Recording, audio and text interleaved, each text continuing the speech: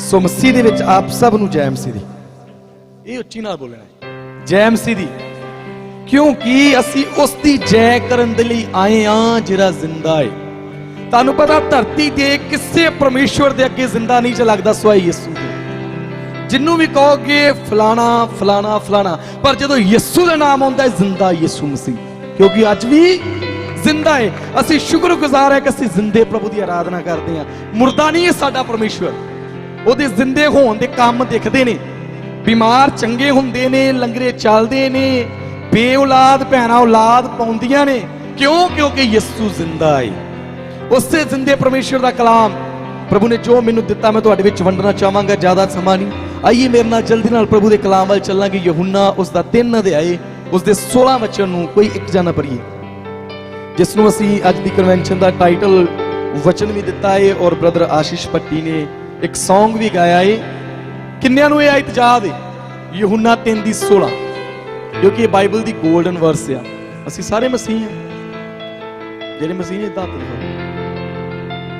कर लो थले, जिन्हां नूं बाइबल दी गोल्डन वर्स याद है दात विखाओ, पता लगेगा असीं मसीह हैं। ये बाइबल दी गोल्डन वर्स इस करके आ, इनू सुनहरी आयत इस करके कहने आ क्योंकि इहदे विच यीशु मसीह दी गवाही है। क्यों यीशु मसीह धरती ते आया, की करन दे लई आया ते की करके गया, वो सारी गवाही इसे आयत दे विच है। मैं चाहना जल्दी दे नाल बहुत अच्छा माइक लै लो तो होर अच्छा रहेगा। क्योंकि परमेश्वर ने जगत नूं अजिहा प्यार कीता जो उसने अपना इकलौता पुत्र बख्श दिता, तां जो हरेक जो उसते नेचा करे नाश ना होवे पर सदीपक जीवन पाए। Hallelujah hallelujah. क्योंकि परमेश्वर ने किदे नाल? जगत नाल अजिहा प्यार कीता। मैं तुहानूं दसना चाहना, जगत संसार की है, संसार की उत्पत्ति कित्थों होई है? तुहानूं पता संसार कित्थों उत्पन्न होया है? कोई जना दसे संसार कित्थों बनया है? उत्पत्ति किताब दे विच लिखिया आदम हवा नूं प्रभु ने बनाया तो उहदे विचों सारा संसार निकलिया है। असीं सारे संसार जो भी संसार विच रह रहे हां, असीं किहदे विचों निकले हां? आदम ते हवा विचों। लिखिया परमेश्वर ने जगत नाल अर्थात आदम, ओ आदम जेड़ा पहला आदम सी ते शैतान ने उहनूं पाप विच सुੱਟ दिता। परमेश्वर दी नाफरमानी कीती ते परमेश्वर विच ते पूरे संसार दे विच एक बहुत वड्डी दीवार खड़ी कर दिती। शैतान ने उस परमेश्वर तो उस इंसान नूं अड्ड कर दिता। उस जगत नाल परमेश्वर ने ऐसा प्यार किया कि उन्हें अपना इकलौता पुत्र धरती ते घल्लिया। की नाम है ओहदा? तुहानूं मैं दसना चाहना यीशु मसीह दी खालिस गवाही अज कलाम च लिखिया, दूजा मसीह, दूजा आत्मा, दूजा सुसमाचार दुनिया ते है। पर मैं तुहानूं यीशु मसीह दसना चाहना यीशु मसीह की है, वो की करके गया है। लिखिया परमेश्वर ने जगत नाल, जदों जगत की शुरुआत हुई ते जिथे जगत की शुरुआत हुई आ उत्थे ही पाप की शुरुआत हुई। परमेश्वर ने जगत नाल ऐसा प्यार किया कि उन्हें अपना इकलौता पुत्र मसीह यीशु धरती नूं दे दिता। मैं तुहानूं दसना चाहना यीशु मसीह इकलौता परमेश्वर क्यों है? पहली गल, यीशु मसीह की है भला? मुक्तिदाता। शिफा मिल जाती, बच्चे भी मिल जाते ने, चमत्कार भी हो जाते ने। मसीह यीशु तो पहला काफी चमत्कार होंदे रहे ने। समुद्रां चों रस्ता, आकाश दे विच वर्खा नूं रोकना, सूरज नूं खिलारना, काफी चमत्कार होए ने। पर यीशु मसीह ही इकलौता परमेश्वर क्यों है? क्योंकि जेड़ा चमत्कार, जेड़ा मिरेकल यीशु मसीह कर गया कोई कर नहीं। उन्हें मिरेकल की कीता है कि इंसान नूं उस परमेश्वर नाल मिला। कादे नाल? अपने लहू नाल। यीशु मसीह इकलौता परमेश्वर क्यों है? क्योंकि जिन्ने धरती ते आए सारे मरे, सारे मरे। मेरे नाल बोलते रहोगे फिर मैनूं पता लगू तुसीं जागदे जे। जिन्ने धरती ते आए हरेक ने मौत का स्वाद चखिया है ते बाद च मौत दे सकंजे चों बाहर नहीं आ सके। यीशु मसीह इकलौता परमेश्वर क्यों है? क्योंकि यीशु मसीह मरिया ते जरूर, पर अज वो मरिया नहीं, वो अज भी जिंदा है। ਅੱਜ ਵੀ ਇਜ਼ਰਾਈਲ ਇਸ ਚੀਜ਼ ਦਾ ਗਵਾਹ ਹੈ ਕਿ ਯਿਸੂ ਮਸੀਹ ਇਕਲੌਤਾ ਹੈ ਜਿਹੜਾ ਜ਼ਿੰਦਾ ਹੈ। ਤੁਸੀਂ ਦੇਖ ਸਕਦੇ ਜੀ, ਇਤਿਹਾਸ ਇਸ ਚੀਜ਼ ਨੂੰ ਬਿਆਨ ਕਰਦਾ ਹੈ। ਮੈਂ ਤੁਹਾਨੂੰ ਦੱਸਣਾ ਚਾਹੁੰਦਾ, ਸਾਇੰਟਿਸਟ ਵੀ ਇਸ ਚੀਜ਼ ਨੂੰ ਬਿਆਨ ਕਰਦੇ ਨੇ ਕਿ ਯਿਸੂ ਮਸੀਹ ਜੀਵਤ ਹੈ। ਯਿਸੂ ਮਸੀਹ ਹੀ ਇਕਲੌਤਾ ਪਰਮੇਸ਼ਵਰ ਕਿਉਂ ਹੈ? ਕਿਉਂਕਿ ਉਹ ਲੇਲਾ ਹੈ। ਮੈਂ ਤੁਹਾਨੂੰ ਦੱਸਣਾ ਚਾਹੁੰਦਾ ਯਿਸੂ ਮਸੀਹ ਦੀ ਪਹਿਚਾਨ। ਅੱਜ ਦੁਨੀਆ ਦੇ ਵਿੱਚ ਕਿਸੇ ਨੂੰ ਨਿੱਕਾ ਜਿਹਾ ਅਹੁਦਾ ਦੇ ਦਿਓ, ਉਹ ਬੰਦਾ 3-4 ਦਿਨਾਂ ਬਾਅਦ ਤੁਹਾਨੂੰ ਬੁਲਾਏਗਾ ਨਹੀਂ, ਕਿਉਂਕਿ ਉਹਨੂੰ ਅਹੁਦਾ ਮਿਲ ਗਿਆ, ਉਹਨੂੰ ਪ੍ਰਧਾਨਗੀ ਮਿਲ ਗਈ ਹੈ, ਸ਼ਾਇਦ ਉਹ ਮੁੱਖ ਮੰਤਰੀ ਬਣ ਗਿਆ ਹੈ, ਸ਼ਾਇਦ ਉਹ ਪ੍ਰਧਾਨ ਮੰਤਰੀ ਬਣ ਗਿਆ, ਤੁਹਾਨੂੰ ਬੁਲਾਏਗਾ ਨਹੀਂ। ਪਰ ਯਿਸੂ ਮਸੀਹ ਇਕਲੌਤਾ ਪਰਮੇਸ਼ਵਰ ਕਿਉਂ ਹੈ? ਲਿਖਿਆ ਉਸਨੇ ਪਰਮੇਸ਼ਵਰ ਦੇ ਸਰੂਪ ਦੇ ਵਿੱਚ ਹੋ ਕੇ ਵੀ ਆਪਣੇ ਆਪ ਨੂੰ ਦਾਸ ਬਣਾਇਆ। ਆਪਣੇ ਆਪ ਨੂੰ ਕੀ ਕੀਤਾ? ਉਹਨੇ ਨੀਵਾਂ ਕੀਤਾ, ਇਸ ਲਈ ਉਹ ਇਕਲੌਤਾ ਹੈ। ਯਿਸੂ ਮਸੀਹ ਚਾਹੁੰਦਾ ਹੈ ਉਹ ਰਾਜਾ ਹੈ। ਮੈਂ ਤੁਹਾਨੂੰ ਦੱਸਣਾ ਚਾਹੁੰਦਾ ਯਿਸੂ ਮਸੀਹ ਦੀ ਖਾਸੀਅਤ, ਐਵੇਂ ਨਾ ਜਾਣਿਓ ਯਿਸੂ ਮਸੀਹ ਕਿ ਯੂਸਫ ਦਾ ਪੁੱਤਰ ਸੀ, ਮਰ ਗਿਆ, ਜ਼ਿੰਦਾ ਹੋ ਗਿਆ। ਉਹ ਬਚਪਨ ਤੋਂ ਰਾਜਾ ਹੈ। ਲਿਖਿਆ ਜਦੋਂ ਯਿਸੂ ਮਸੀਹ ਜੰਮਦਾ ਏ ਤੇ 3 ਮਜੂਸੀ ਆਂਦੇ ਤੇ ਹੈਰੋਦੇਸ ਨੂੰ ਕੀ ਪੁੱਛਦੇ ਨੇ? ਭਾਈ ਸਾਨੂੰ ਦੱਸ ਕਿ ਯਹੂਦੀਆਂ ਦਾ ਰਾਜਾ ਕਿੱਥੇ ਜੰਮਿਆ ਹੈ? ਉਹ ਬਚਪਨ ਤੋਂ ਹੀ ਰਾਜਾ ਹੈ, ਉਹਨੂੰ ਰਾਜਾ ਬਣਾਉਣ ਦੀ ਲੋੜ ਨਹੀਂ ਹੈ। ਦੁਨੀਆ ਉਹਨੂੰ ਰਾਜਾ ਨਹੀਂ ਬਣਾ ਸਕਦੀ, ਉਹਨੂੰ ਸਵਰਗ ਤੋਂ ਹੀ ਰਾਜ ਮਿਲਿਆ, ਇਸ ਲਈ ਉਹ ਇਕਲੌਤਾ ਹੈ। ਮੈਂ ਦੱਸ ਰਿਹਾ ਯਿਸੂ ਮਸੀਹ ਨੂੰ ਇਕਲੌਤਾ ਸੀ ਕਿਉਂ ਕਹਿੰਦੇ? ਤੁਹਾਨੂੰ ਪਤਾ ਜਦੋਂ ਯਿਸੂ ਮਸੀਹ ਕਲਵਰੀ ਕਰੂਸ ਤੇ ਲਟਕੇ ਨੇ, ਲਿਖਿਆ ਯਿਸੂ ਮਸੀਹ ਨੂੰ ਡਾਢਾ ਦੁੱਖ ਮਿਲਿਆ, ਪਰ ਯਿਸੂ ਮਸੀਹ ਮਰਦਾ ਨਹੀਂ। ਅੱਗੇ ਜਾ ਕੇ ਦੱਸਾਂਗੇ ਕੀ ਯਿਸੂ ਮਸੀਹ ਨੇ ਸਿਆ ਜੀ। ਯਿਸੂ ਮਸੀਹ ਮਰਦਾ ਨਹੀਂ, ਸਲੀਬ ਚੁੱਕੀ, ਕੋੜੇ ਖਾਦੇ, ਕਿੱਲ ਠਕਵਾ ਲਏ, ਨੇਜਾ ਖਾ ਲਿਆ, ਪਰ ਫਿਰ ਵੀ ਬੋਲਦਾ ਹੈ। ਦੱਸੋ ਕਿ ਜਿਹਦਾ ਦਿਲ ਪਾਰ ਜਾਵੇ ਬੰਦਾ ਕੂ ਸਕਦਾ ਜੀ? ਯਿਸੂ ਬੋਲਦਾ ਹੈ। ਕਿਉਂ? ਕਿਉਂਕਿ ਯਿਸੂ ਨੂੰ ਮੌਤ ਆ ਸਕਦੀ ਨਹੀਂ ਹੈ। ਯਿਸੂ ਮਸੀਹ ਇਕਲੌਤਾ ਕਿਉਂ ਹੈ? ਲਿਖਿਆ ਪਾਪ ਦੀ ਮਜ਼ਦੂਰੀ ਮੌਤ ਹੈ, ਜਿਹੜੀ ਜਾਨ ਪਾਪ ਕਰਦੀ ਹੈ ਜ਼ਰੂਰ ਮਰੇਗੀ। ਲਿਖਿਆ ਇਤਿਹਾਸ ਦੱਸਦਾ ਯਿਸੂ ਕਲਵਰੀ ਕਰੂਸ ਤੇ ਲਟਕਿਆ ਹੈ ਤੇ ਮੌਤ ਦੂਰੋਂ ਲਾਲਚ ਕਰਦੀ ਹੈ ਕਿ ਇਹਨੂੰ ਮੈਂ ਫੜ ਲਵਾਂ, ਪਰ ਮੌਤ ਦੇ ਕੋਲ ਕੋਈ ਵੀ ਕਾਨੂੰਨ ਨਹੀਂ ਹੈ, ਕਿਉਂਕਿ ਮੌਤ ਉਹਦੇ ਤੇ ਆਏਗੀ ਜਿਨੇ ਪਾਪ ਕੀਤਾ। ਮੈਂ ਤੁਹਾਨੂੰ ਦੱਸਣਾ ਚਾਹੁੰਦਾ ਯਿਸੂ ਮਸੀਹ ਨੂੰ ਕੋਈ ਮਾਰ ਨਹੀਂ ਸੀ ਸਕਦਾ। ਜੇ ਉਹ ਚਾਹੁੰਦਾ ਤੇ ਅੱਜ ਵੀ ਕਰੂਸ ਤੇ ਜਿੰਦਾ ਲਟਕਿਆ ਰਹਿ ਸਕਦਾ ਸੀਗਾ, ਪਰ ਯਿਸੂ ਮਸੀਹ ਕਹਿੰਦਾ ਪ੍ਰਭੂ ਇਹਨਾਂ ਦੀ ਔਕਾਤ ਨਹੀਂ ਕਿ ਮੇਰੀ ਜਾਨ ਲੈ ਲੈਣ, ਆਪਣੇ ਪ੍ਰਾਣ ਮੈਂ ਤੇਰੇ ਹੱਥਾਂ 'ਚ ਦਿੱਤਾ ਹੈ। ਕਹਿੰਦਾ ਹੱਕ ਨਾਲ ਦਿੰਨਾ ਹੈ ਤੇ ਹੱਕ ਨਾਲ ਵਾਪਸ, ਇਸ ਲਈ ਉਹ ਇਕਲੌਤਾ ਹੈ। ਲਿਖਿਆ ਪਰਮੇਸ਼ਵਰ ਨੇ ਜਗਤ ਨਾਲ ਅਜਿਹਾ ਪਿਆਰ ਕੀਤਾ ਕਿ ਉਹਨੇ ਆਪਣਾ ਇਕਲੌਤਾ ਪਰਮੇਸ਼ਵਰ ਪੁੱਤਰ ਦੁਨੀਆ ਦੇ ਲਈ ਘੱਲ ਦਿੱਤਾ ਏ। ਕਿਉਂ? ਜੋ ਕੋਈ ਉਹਦੇ ਨਾਮ ਤੇ ਨਿਹਚਾ ਕਰੇ, ਇਹ ਸਾਰੇ ਬੋਲੋ, ਜੋ ਕੋਈ ਉਹਦੇ ਨਾਮ ਤੇ ਨਿਹਚਾ ਕਰੇ, ਜੋ ਕੋਈ ਉਸ ਦੇ ਨਾਮ ਉਹ ਨਾਸ਼ ਨਾ ਹੋਵੇ, ਨਾਸ਼ ਨਾ ਹੋਵੇ, ਬਲਕਿ ਅਨੰਤ ਜੀਵਨ ਪਾਏ। ਮੈਂ ਤੁਹਾਨੂੰ ਦੱਸਣਾ ਚਾਹੁੰਦਾ ਮੇਰੇ ਲਈ ਤੇ ਤੁਹਾਡੇ ਲਈ ਯਿਸੂ ਮਸੀਹ ਨੇ ਕੀ ਕੀਤਾ ਜੀ। ਕਲਾਮ ਇਹ ਬਿਆਨ ਕਰਦਾ ਹੈ ਜਦੋਂ ਯਿਸੂ ਮਸੀਹ ਇਸ ਧਰਤੀ ਤੇ ਪੈਦਾ ਹੋਏ। ਅੱਜ ਅਸੀਂ ਕ੍ਰਿਸਮਸ ਮਨਾਉਂਦੇ ਹਾਂ, ਅੱਛੀ ਗੱਲ ਆ, ਈਸਟਰ ਮਨਾਉਂਦੇ ਹਾਂ, ਅੱਛੀ ਗੱਲ ਆ, ਪਰ ਕਦੀ ਸਮਝਿਆ ਕਿ ਯਹੋਵਾ ਪਰਮੇਸ਼ਵਰ ਨੇ ਆਪਣਾ ਪੁੱਤਰ ਭੇਜਿਆ ਹੀ ਕਿਉਂ ਹੈ? ਸਾਲਾਂ ਤੋਂ ਮਨਾਉਂਦੇ ਆਂ, ਅੱਜ ਵੀ ਮਨਾ ਰਹੇ ਹਾਂ, ਪਰ ਕਦੀ ਇਸ ਚੀਜ਼ ਵੱਲ ਧਿਆਨ ਲਾਇਆ ਕਿਉਂ ਆਇਆ? ਕਿਉਂ ਹੈ? ਕੋਈ ਦੱਸ ਸਕਦਾ ਯਿਸੂ ਮਸੀਹ ਧਰਤੀ ਤੇ ਕਿਉਂ ਆਇਆ?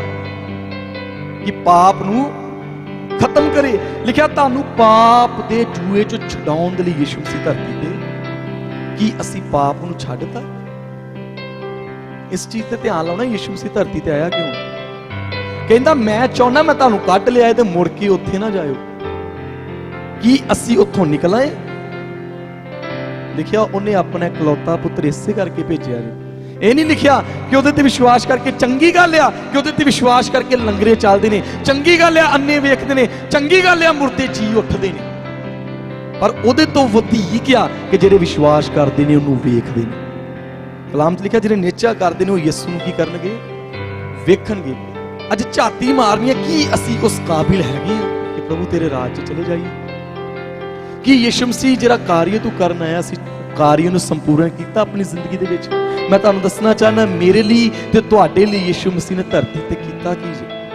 ਤੁਹਾਨੂੰ ਪਤਾ ਯਿਸੂ ਮਸੀਹ ਧਰਤੀ ਤੇ ਆਏ, ਅੱਛਾ ਜੀਵਨ ਬਤਾਇਆ, ਪਰ ਮੇਨ ਕੰਮ ਕੀ ਕਰਨ ਲਈ ਆਏ? ਲਿਖਿਆ ਕਹਿੰਦਾ ਪ੍ਰਭੂ ਮੈਂ ਤੁਹਾਡੀ ਇੱਛਾ ਨੂੰ ਆਪਣੀ ਦੇਹ ਦੇ ਵਿੱਚ ਜਿਹੜੇ ਤੁਸੀਂ ਮੈਨੂੰ ਵੇਦੀ ਦੇ ਰੂਪ ਚ ਦਿੱਤੀ ਹੈ ਉਹਦੇ ਵਿੱਚ ਤੇਰੀ ਇੱਛਾ ਨੂੰ ਪੂਰਿਆ ਕਰ। ਯਿਸੂ ਮਸੀਹ ਆਇਆ ਜੀ ਕੁਰਬਾਨੀ ਦੇ ਲਈ। ਕਿਉਂ? ਇਤਿਹਾਸ ਇਹ ਦੱਸਦਾ ਹੈ ਜਦੋਂ ਹੈਕਲ ਬਣੀ ਤੇ ਹੈਕਲ ਦੇ ਵਿੱਚ ਇਸਰਾਇਲ ਦੇ ਪਾਪ 1 ਸਾਲ ਲਈ ਢੱਕੇ ਜਾਂਦੇ ਸੀ, ਇੱਕ ਵਿਧੀ ਦੇ ਅਨੁਸਾਰ। ਇਸਰਾਇਲ ਪ੍ਰਾਸ਼ਚਿਤ ਦਾ ਤਿਉਹਾਰ ਮਨਾਉਂਦਾ ਰਿਹਾ, ਲੇਲੇ ਲੈਂਦੇ ਰਹੇ, ਉਹ ਬਛੜੇ ਲੈਂਦੇ ਰਹੇ। ਲਿਖਿਆ ਉਹਨਾਂ ਦਾ ਲਹੂ ਮਹਾਜਾਜਕ ਆਪਣੇ ਹੱਥਾਂ 'ਚ ਲੈਂਦਾ ਸੀ ਤੇ ਅਤ ਪਵਿੱਤਰ ਸਥਾਨ ਦੇ ਉੱਤੇ ਜਿੱਥੇ ਅਹਿਦ ਦਾ ਸੰਦੂਕ ਸੀ ਉੱਥੇ ਲਹੂ ਨੂੰ ਰੋੜਦਾ ਸੀ ਤੇ ਇਸਰਾਇਲ ਦੇ ਪਾਪ 1 ਸਾਲ ਲਈ ਢੱਕੇ ਜਾਂਦੇ ਨੇ। ਮੈਂ ਤਾਂ ਫਿਰ ਕਹਿ ਰਿਹਾ, ਮੇਰੇ ਨਾਲ ਬੋਲਦੇ ਰਹਿਣਾ। ਜਦੋਂ ਇਹ ਵਿਧੀ ਹੁੰਦੀ ਸੀ ਤੇ ਇਸਰਾਇਲ ਦੇ ਪਾਪ 1 ਸਾਲ ਲਈ ਢੱਕੇ ਜਾਂਦੇ ਸੀ ਤੇ ਫਿਰ 1 ਸਾਲ ਬਾਅਦ ਉਜਾਗਰ ਹੋ। ਇਸ ਲਈ ਹਰ ਸਾਲ ਜਾਜਕ ਨੂੰ ਜਾਣਾ ਪੈਂਦਾ ਹੈ। ਮੇਰੇ ਕੋਲ ਸਮਾਂ ਨਹੀਂ, ਮੈਂ ਤੁਹਾਨੂੰ ਅੱਜ ਤਾਂ ਭਰਾ, ਪਰ ਮੈਂ ਤੁਹਾਨੂੰ ਦੱਸਦਾ ਯਿਸੂ ਮਸੀਹ ਦੀ ਖਾਸੀਅਤ। ਤੁਹਾਨੂੰ ਪਤਾ ਇਸਰਾਇਲ ਕਿੱਦਾਂ ਕੁਰਬਾਨੀ ਕਰਦਾ ਰਿਹਾ? ਲਿਖਿਆ 2 ਲੇਲੇ ਲੈਂਦੇ ਰਹੇ, ਇੱਕ ਇਜ਼ਾਬੇਲ ਦੇ ਲਈ ਜਿਹੜਾ ਪਹਾੜ ਤੋਂ ਸੁੱਟਿਆ ਜਾਂਦਾ ਹੈ, ਇੱਕ ਦੂਸਰਾ ਲੇਲਾ ਜਿਹਦਾ ਰਕਤ ਉਹਨਾਂ ਨੇ ਲੈਣਾ ਹੈ ਤੇ ਹੈਕਲ ਦੇ ਵਿੱਚ ਰੋੜਨਾ ਹੈ ਤੇ ਯਿਸੂ ਦਾ ਜਲਾਲ, ਯਹੋਵਾ ਦਾ ਜਲਾਲ ਆਏਗਾ ਤੇ ਉਹਨੂੰ ਕਬੂਲ ਕਰੇਗਾ। ਉਹਦੀ ਉਹ ਨਿਸ਼ਾਨੀ ਕੀ ਰੱਖਦੇ ਨੇ? ਲਿਖਿਆ ਉਹ ਡੋਰੀਆਂ ਲੈਂਦੇ ਨੇ ਲਾਲ ਰੰਗ ਦੀਆਂ ਤੇ ਹੈਕਲ ਦੇ ਬਿਲਕੁਲ ਉੱਪਰ ਜਾ ਕੇ ਬੰਨ੍ਹ ਦਿੰਦੇ ਨੇ, ਕੋਨੇ ਦੇ ਉੱਪਰ ਲਾਲ ਰੰਗ ਦਾ ਧਾਗਾ ਬੰਨ੍ਹਦੇ ਨੇ। ਫਿਰ ਜਿਹੜਾ ਬੱਕਰਾ, ਜਿਹੜਾ ਛੱਤਰਾ ਉਹਨਾਂ ਨੇ ਇਜ਼ਾਬੇਲ ਦੇ ਲਈ ਲਾਇਆ ਏ, ਉਹਦੇ ਸਿੰਗਾਂ ਤੇ ਲਾਲ ਰੰਗ ਦੀ ਡੋਰੀ ਬੰਨ੍ਹ ਦਿੰਦੇ ਨੇ। ਔਰ ਜਦੋਂ ਜਾਜਕ ਲਹੂ ਲੈ ਕੇ ਜਾਂਦਾ ਏ ਤੇ ਲਹੂ ਰੋੜਦਾ ਏ ਤੇ ਉਹ ਸਭ ਤੋਂ ਪਹਿਲਾਂ ਬਾਹਰ ਆਣ ਕੇ ਉਸ ਹੈਕਲ ਦੇ ਧਾਗੇ ਨੂੰ ਵੇਂਦਾ ਏ। ਤੁਹਾਨੂੰ ਪਤਾ ਉਹ ਕਿੱਦਾਂ ਦਾ ਹੋ ਜਾਂਦਾ ਹੈ? ਲਿਖਿਆ ਉਹ ਬਿਲਕੁਲ ਸਫੇਦ ਹੋ ਜਾਂਦਾ ਸੀ। ਫਿਰ ਉਹ ਇਜ਼ਾਬੇਲ ਦੇ ਲਈ ਜਿਹੜਾ ਛੱਤਰਾ ਉਹਨਾਂ ਲਿਆ, ਉਹਦੇ ਸਿੰਗਾਂ ਤੇ ਬੰਨੇ ਧਾਗੇ ਨੂੰ ਵੇਖਦੇ ਨੇ, ਉਹ ਵੀ ਬਿਲਕੁਲ ਚਿੱਟਾ ਹੋ ਜਾਂਦਾ ਸੀ, ਕਿਉਂਕਿ ਕਲਾਮ ਕਹਿੰਦਾ ਤੇਰੇ ਪਾਪ ਕਿਰਮਚ ਜਿਹੇ ਲਾਲ ਕਿਉਂ ਨਾ ਹੋਣ, ਮੈਂ ਉਹਨਾਂ ਨੂੰ ਧੋ ਕੇ ਬਰਫ਼ ਦੀ ਨਿਆਈ ਚਿੱਟੀਆਂ ਕਰ ਦੇਵਾਂਗਾ। ਉਹ ਇਸ ਤਰ੍ਹਾਂ ਕਰਦੇ ਸੀ ਤੇ ਉਹਨਾਂ ਨੂੰ ਪਤਾ ਲੱਗਦਾ ਸੀ ਕਿ ਇਜ਼ਰਾਈਲ ਦੇ ਪਾਪ ਢੱਕੇ ਗਏ ਨੇ। ਪਰ ਇਹ ਵਿਧੀ ਹਰ ਸਾਲ ਕਰਨੀ ਪੈਂਦੀ ਹੈ। ਮੈਂ ਤੁਹਾਨੂੰ ਦੱਸਦਾ, ਕੋਈ ਵੀ ਜਾਜਕ ਤੋਂ ਸਿਵਾਏ ਪ੍ਰਭੂ ਦੇ ਜਲਾਲ ਤੱਕ ਨਹੀਂ ਸੀ ਪਹੁੰਚ ਸਕਦਾ। ਯਿਸੂ ਮਸੀਹ ਨੇ ਕੀਤਾ ਕੀ ਜੀ? ਯਿਸੂ ਮਸੀਹ ਲੇਲੇ ਦੇ ਰੂਪ ਚ ਆਇਆ। ਅੱਜ ਜਿਹੜਾ ਯਿਸੂ ਮਸੀਹ ਮੈਂ ਤੁਹਾਨੂੰ ਦੱਸਣ ਜਾ ਰਿਹਾ, ਕਈ ਲੋਕਾਂ ਨੇ ਉਹਨੂੰ ਭੁਲਾਤਾ ਹੈ। ਚਮਤਕਾਰ ਕਰਦਾ ਯਿਸੂ ਮਸੀਹ, ਉਹ ਉਹਦੀ ਨਿਸ਼ਾਨੀ ਹੈ, ਕਿਉਂਕਿ ਉਹ ਜ਼ਿੰਦਾ ਹੈ, ਉਹ ਕੰਮ ਕਰੇਗਾ। ਪ੍ਰੋਫੈਸੀ ਕਰਦਾ ਯਿਸੂ ਮਸੀਹ, ਉਹਦੀ ਨਿਸ਼ਾਨੀ ਹੈ। ਪਰ ਯਿਸੂ ਮਸੀਹ ਅਸਲੀ ਰੂਪ ਦੇ ਵਿੱਚ ਲੇਲਾ ਜੇ, ਛੱਤਰਾ ਜੇ ਸਾਡਾ, ਉਹ ਸਾਨੂੰ ਮਿਲਾਉਣ ਦੇ ਲਈ ਆਇਆ ਹੈ। ਕਿਹਦੇ ਨਾਲ ਭਲਾ? ਤੁਹਾਨੂੰ ਪਤਾ ਯਿਸੂ ਮਸੀਹ ਨੇ ਕੁਰਬਾਨੀ ਕੀਤੀ ਕਿੱਦਾਂ ਦੀ? ਜੇ ਕੁਰਬਾਨੀ ਤੁਸੀਂ ਅੱਖਾਂ ਦੇ ਸਾਹਮਣੇ ਹਰ ਰੋਜ਼ ਰੱਖੋਗੇ ਨਾ, ਤੁਹਾਡਾ ਦਿਲ ਨਹੀਂ ਕਰੇਗਾ ਪਾਪ ਕਰਨ। ਮੇਰੇ ਲਈ ਤੇ ਯਿਸੂ, ਤੁਹਾਡੇ ਲਈ ਯਿਸੂ ਮਸੀਹ ਨੇ ਕੀ ਕੀਤਾ ਜੀ? ਯਿਸੂ ਮਸੀਹ ਫਰਾਏ ਜਾਂਦੇ, ਉਹਦੀ ਪਿੱਠ ਤੇ ਕੋੜੇ ਪੈਂਦੇ। ਕਿੰਨੇ? 39। ਸਾਰੇ ਬੋਲੋ 39। ਉਹ ਕੋੜੇ ਕੋਈ ਮਾਮੂਲੀ ਥੋੜਾ, ਉਹ ਕੋੜੇ ਕੋਈ ਨਜਾਇਜ਼ ਹੀ ਥੋੜਾ ਨੇ ਕਿ ਐਵੇਂ ਕੋੜੇ ਵੱਜਦੇ ਨੇ 39 ਖਾ ਕੇ ਬੰਦਾ ਬੜੀ ਨਹੀਂ। ਮੈਂ ਤੁਹਾਨੂੰ ਦੱਸਦਾ, ਉਹ ਕੋੜੇ ਬੜੇ ਹੀ ਭਿਆਨਕ ਸੀਗੇ। ਲਿਖਿਆ ਉਹਨਾਂ ਕੋੜਿਆਂ ਦੇ ਵਿੱਚ ਮਾਸ ਗੁੰਦਿਆ ਏ, ਹੱਡੀਆਂ ਗੁੰਦੀਆਂ ਏ, ਕੱਚ ਗੁੰਦਿਆ ਏ, ਮੇਖਾਂ ਗੁੰਦੀਆਂ ਨੇ। ਜਦੋਂ ਉਹ ਕੋੜਾ ਯਿਸੂ ਮਸੀਹ ਦੀ ਪਿੱਠ ਤੇ ਵੱਜਦਾ ਏ ਤੇ ਤਕਰੀਬਨ 50 ਗ੍ਰਾਮ ਮਾਸ ਪੁੱਟਿਆ ਜਾਂਦਾ ਹੈ। ਇੱਕ ਕੋੜੇ ਨਾਲ ਕਿੰਨਾ? 50 ਗ੍ਰਾਮ। ਡਿਵਾਈਡ ਕਰੋ 39 ਦੇ ਨਾਲ ਕਿੰਨਾ ਬਣੂਗਾ? ਲਗਭਗ 2 ਕਿਲੋ ਮਾਸ ਉਹਦੀ ਪਿੱਠ ਤੋਂ ਉਧੇਰਿਆ ਗਿਆ ਜੀ। ਕੀ ਉਹਨੇ ਕੋਈ ਪਾਪ ਕੀਤਾ ਹੈ? ਕੋਈ ਕਸੂਰ ਜੀ? ਹੈਰੋਦੇਸ਼ ਤੇ ਪਿਲਾਤੂਸ ਕਹਿੰਦੇ ਸਾਨੂੰ ਕੋਈ ਦੋਸ਼ ਨਹੀਂ ਲੱਭਦਾ, ਇਹ ਨਿਰਦੋਸ਼ ਹੈ। ਕਹਿੰਦੇ ਕਿਹਨੂੰ ਛੱਡੀਏ? ਮੈਂ ਤੁਹਾਨੂੰ ਦੱਸਣਾ ਚਾਹੁੰਦਾ, ਲਿਖਿਆ ਲੋਕਾਂ ਨੇ ਕਿਹਦਾ ਨਾਮ ਲਿਆ? ਬਰੱਬਾ ਦਾ। ਕਿਹਦਾ? ਬਰੱਬਾ। ਬਰਅੱਬਾ ਦਾ ਨਾਮ ਦਾ ਮਤਲਬ ਜੇ ਆਦਮ ਦਾ ਪੁੱਤਰ। ਕੀ ਮਤਲਬ ਜੀ ਉਹਦਾ?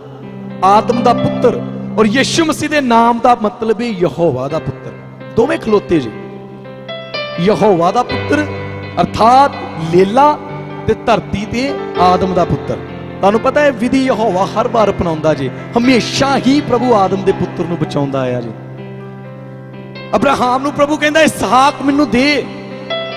ਲਿਖਿਆ ਇਸਹਾਕ ਜਗਵੇਦੀ ਤੇ ਲਟਾਇਆ ਗਿਆ, ਉੱਪਰੋਂ ਆਵਾਜ਼ ਆਈ ਤੇਰੀ ਕੁਰਬਾਨੀ ਸਵੀਕਾਰ ਹੈ, ਇਹ ਨਹੀਂ ਲੇਲਾ ਤੇਰੇ ਲਈ ਤਿਆਰ ਹੈ। ਹਮੇਸ਼ਾ ਹੀ ਪੁੱਤਰ ਨੂੰ ਬਚਾਉਂਦਾ ਹੈ, ਧਰਤੀ ਦੇ ਨੂੰ ਆਪ ਅੱਗੇ ਆਉਂਦਾ ਹੈ।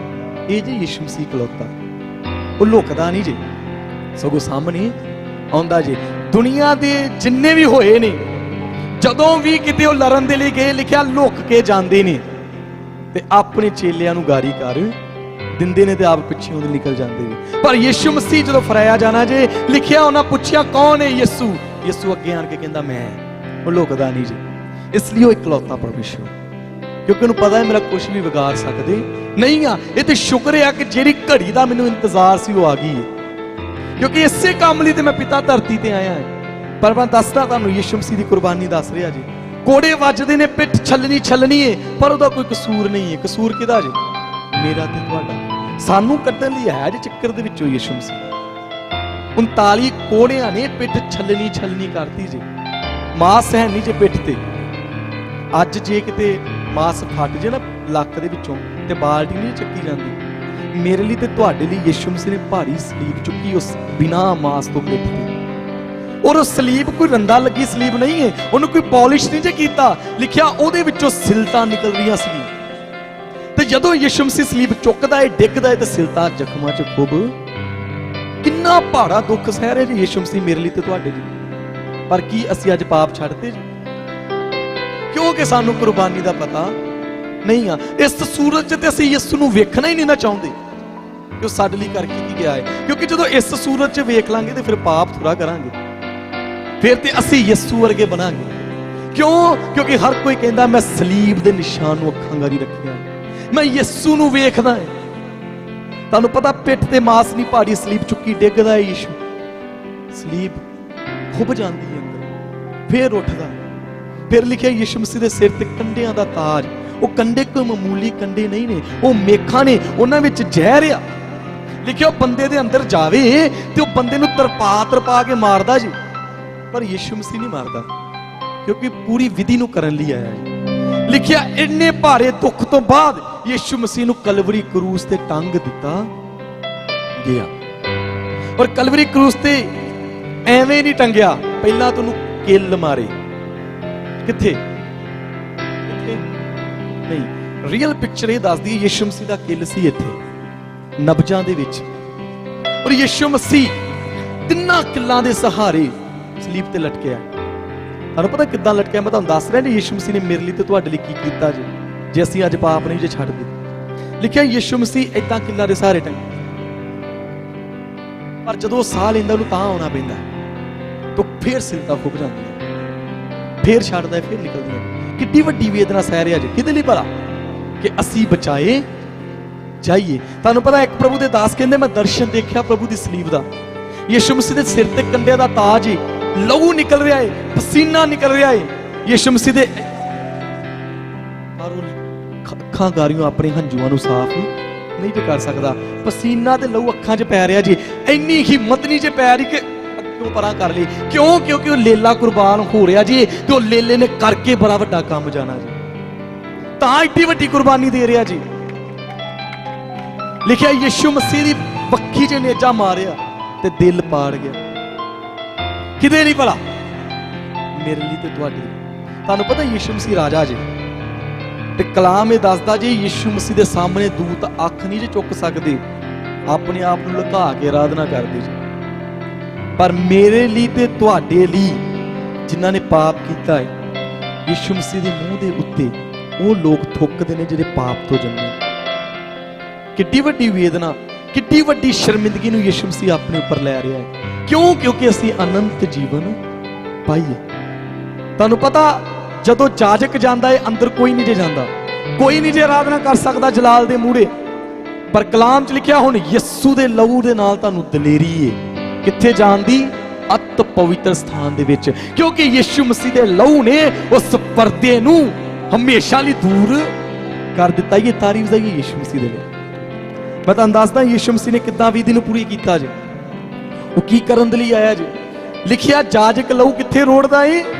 ਅਹਿਦ ਦੇ ਸੰਦੂਕ ਦੇ ਉੱਤੇ। ਕਲਾਮ 'ਚ ਲਿਖਿਆ ਪ੍ਰਭੂ ਕਹਿੰਦਾ ਕਿਸੇ ਵੀ ਨਬੀ ਦੀ ਭਵਿੱਖਬਾਣੀ ਨੂੰ ਰੱਦ ਕਰਨ ਲਈ ਨਹੀਂ ਆਇਆ, ਸਗੋਂ ਨੂੰ ਪੂਰੀਆਂ ਕਰਨ ਦੇ ਲਈ ਆਇਆ। ਲਿਖਿਆ ਪ੍ਰਭੂ ਦੇ ਕਲਾਮ 'ਚ ਯਿਸੂ ਮਸੀਹ ਦੀ ਸਭ ਤੋਂ ਪਹਿਲੀ ਗਵਾਹੀ, ਸਭ ਤੋਂ ਪਹਿਲੀ ਪ੍ਰੋਫੈਸੀ, ਜਦੋਂ ਯਿਸੂ ਮਸੀਹ ਅਦਨ ਦੇ ਬਾਗ ਦੇ ਵਿੱਚ ਸਜ਼ਾ ਦਿੰਦਾ ਹੈ।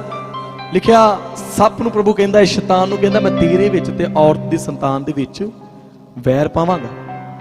ਉਹ ਤੇਰੀ, ਤੂੰ ਉਹਦੀ ਅੱਡੀ ਨੂੰ ਡੰਗ ਮਾਰੇਗਾ ਤੇ ਉਹ ਤੇਰੇ ਸਿਰ ਨੂੰ ਆਪਣੀ ਅੱਡੀ ਨਾਲ। ਸਾਰੀਆਂ ਪ੍ਰੋਫੈਸੀਆਂ ਪੂਰੀਆਂ ਕਰ ਰਿਹਾ ਜੀ ਯਿਸੂ। ਸਲੀਬ ਤੇ ਲਟਕਿਆ ਹੈ। ਲਿਖਿਆ ਹੈਰੋਦੇਸ ਸਲੀਬ ਦੇ ਬਿਲਕੁਲ ਸਾਹਮਣੇ ਹੈ, ਤੇ ਹੈਰੋਦੇਸ ਇਤਿਹਾਸ ਦੱਸਦਾ ਹੈ ਸੱਪ ਦਾ ਬੀਜ। क्योंकि जिथे यहोवा दा लेला है सप दे बीज नूं उत्थे होना चाहिए है, जिथे औरत दी संतान है सप दे बीज नूं उत्थे होना चाहिए है। क्यों यीशु मसीह औरत दी संतान है? क्योंकि उहदे विच मर्द दा खून नहीं, वो कुआरी तो जम्मिया जे। अज कई लोग इस चीज नूं बड़ा हौआ बनाते, किद्दां जम गया इन्हां दा ते बेस ही झूठा है। पर मैं तुहानूं दसना चाहना है, इंटरनेट दे उत्ते सर्च कर लो, भी साबित कर दे जे कि यीशु कुआरी तो है। किद्दां लिखिया है, जो यीशु मसीह धरती ते आने ने उस तो 500 कुछ साल पहला नबुकदनस्सर राजा आया ते हैकल नूं लुट के ले गया। सारी हैकल नूं लुट के ले गया। मैं इतिहास तुहानूं थोड़ा थोड़ा दसांगा तां जो तुहानूं पता लगे सारी प्रभु की गवाही दा। लिखिया यीशु मसीह के जन्म तो पहला नबुकदनस्सर सारा ही हैकल नूं लुट के ले गया। पर वाचा दा संदूक, जितू ऐद दा संदूक कहा जाता है, प्रभु के दास ने उन्होंने एक गुफा च छुपा दिता। जदों ने गुफा च छुपाता, उन्होंने नहीं पता की होना है, पर कलाम च लिखिया मैं भविष्यवाणियों को पूरा करने के लिए आया है। वो लेला है, लिखिया उसे रीति नाल मैं अपनी वेदी नूं, उसे रीति नाल मैं अपनी कुर्बानी नूं करने के लिए आया। जाजक लहू रोड दा उत्तों अग आंदी है। तुहानूं पता रोयन वाइट साइंटिस्ट है एक अमरीका दा, और बहुत अच्छा साइंटिस्ट। उन्हें कई खोजा कीतियां बाइबल दियां। उन्हें वेख्या नूह दी किश्ती कित्थे है, उन्हें वेख्या आदम दा बाग कित्थे सीगा। उन्हें बहुत खोजा कीतियां। रोयन वाइट की कहंदा है उत्ते प्रभु दा जलाल ही, कहंदा एक दिन मैं यरूशलेम च जा रहा, प्रभु ने मैनूं कहा इस पहाड़ नूं खोद, इनू थल्लियों खोदना शुरू कर। एक कुछ साल पहला दी गल जे, ज्यादा पुरानी नहीं जी।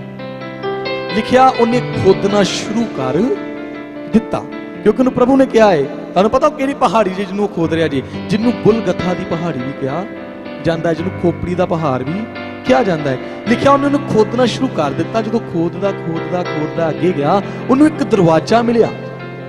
उस दरवाजे दे विचों जदों उन्हें वेख्या ते अंदर बहुत सारा जलाल सीगा। रोयन वाइट अंदर नहीं गया, प्रभु ने उन्हें मना कर दिया। प्रभु कहंदा रोयन तू इदां कर, दे बिल्कुल ऊपर जाना।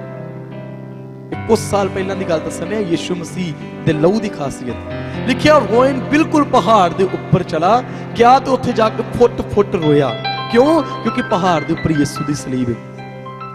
इतिहास ये दसदा है, बाइबल ये दसदी है, जो यीशु मसीह कलवरी क्रूस ते ते बहुत वड्डा भुचाल दुनिया के उत्ते आया ते चट्टाना तिरक पईयां। तुहानूं पता जो चट्टाना तिरकियां, यीशु की वक्खी च नेजा बच्चा है, लहू ते पानी फुवारे की तरह वगे, और सारा लहू तिरकदा तिरकदा तिरकदा तिरकदा तिरकदा बिल्कुल पहाड़ के नीचे चला गया। तुहानूं दसां पहाड़ के नीचे जिहड़ा दरवाजा रोयन वेख के आ जो की जे, वो उही गुफा है जिथे प्रभु के दास ने उस वाचा के संदूक नूं छुपाया सीगा। वो उत्थे सीगा। लिखिया जदों लहू वाचा के संदूक ते रुड़िया ते उधरों पर्दा फटिया ते यीशु कहंदा पूरा होया, क्योंकि मैं करन दे लई आया। ये जी यीशु मसीह, ये जी वो लेला जिहड़ा मेरे लिए ते तुहाडे लिए कुर्बान होया जी। एवें नहीं जिन्होंने इकलौता मैं कह रहा। तुहानूं पता रोयन वाइट ने उस लहू नूं लिया जी, उत्थों उन्होंने निशाना नूं लिया। लिखा उन्हें लिक्विड तैयार किया ते साइंटिस्टां नूं कहा मैं चाहुंदा है इस लहू की खोज करो, ये लहू की है, इसदी भाल करो। साइंटिस्ट कहंदे तू ते पागल हो गया, ये तो लहू है ही नहीं है, कित्थों चट्टाना इकट्ठियां करके लाए हैं। कहंदा प्लीज इहनूं सॉल्यूशन च बदलो। लिखिया उन्हां सॉल्यूशन च बुलाया। दुनिया दी वड्डियां 4 लाइब्रेरियां दे विच उहदी रिसर्च होई। जदों उन्होंने माइक्रोस्कोप दे उस थल्ले लहू नूं रखिया तो लिखिया वो साइंटिस्ट डर गए। क्यों? कुछ साल पहला की गल है, ज्यादा लंबी नहीं, 10 साल पीछे चल जाओ। उन्होंने लहू थल्ले रखिया ते जदों वेख्या ते लहू दे कन अज भी जिंदा सी।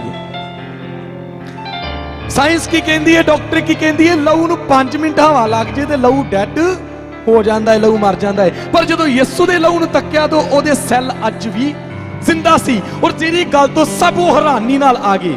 तुहानूं पता ना की वेख्या है? उन्हां माइक्रोवेव दे विच, उन्हां माइक्रोस्कोप दे विच की तक्या है कि इहदे असीं क्रोमोसोम सैल चेक करना चाहुंदे हां, क्योंकि लहू अज भी जिंदा है। लिखा उन्हां क्रोमोसोम चेक कीते।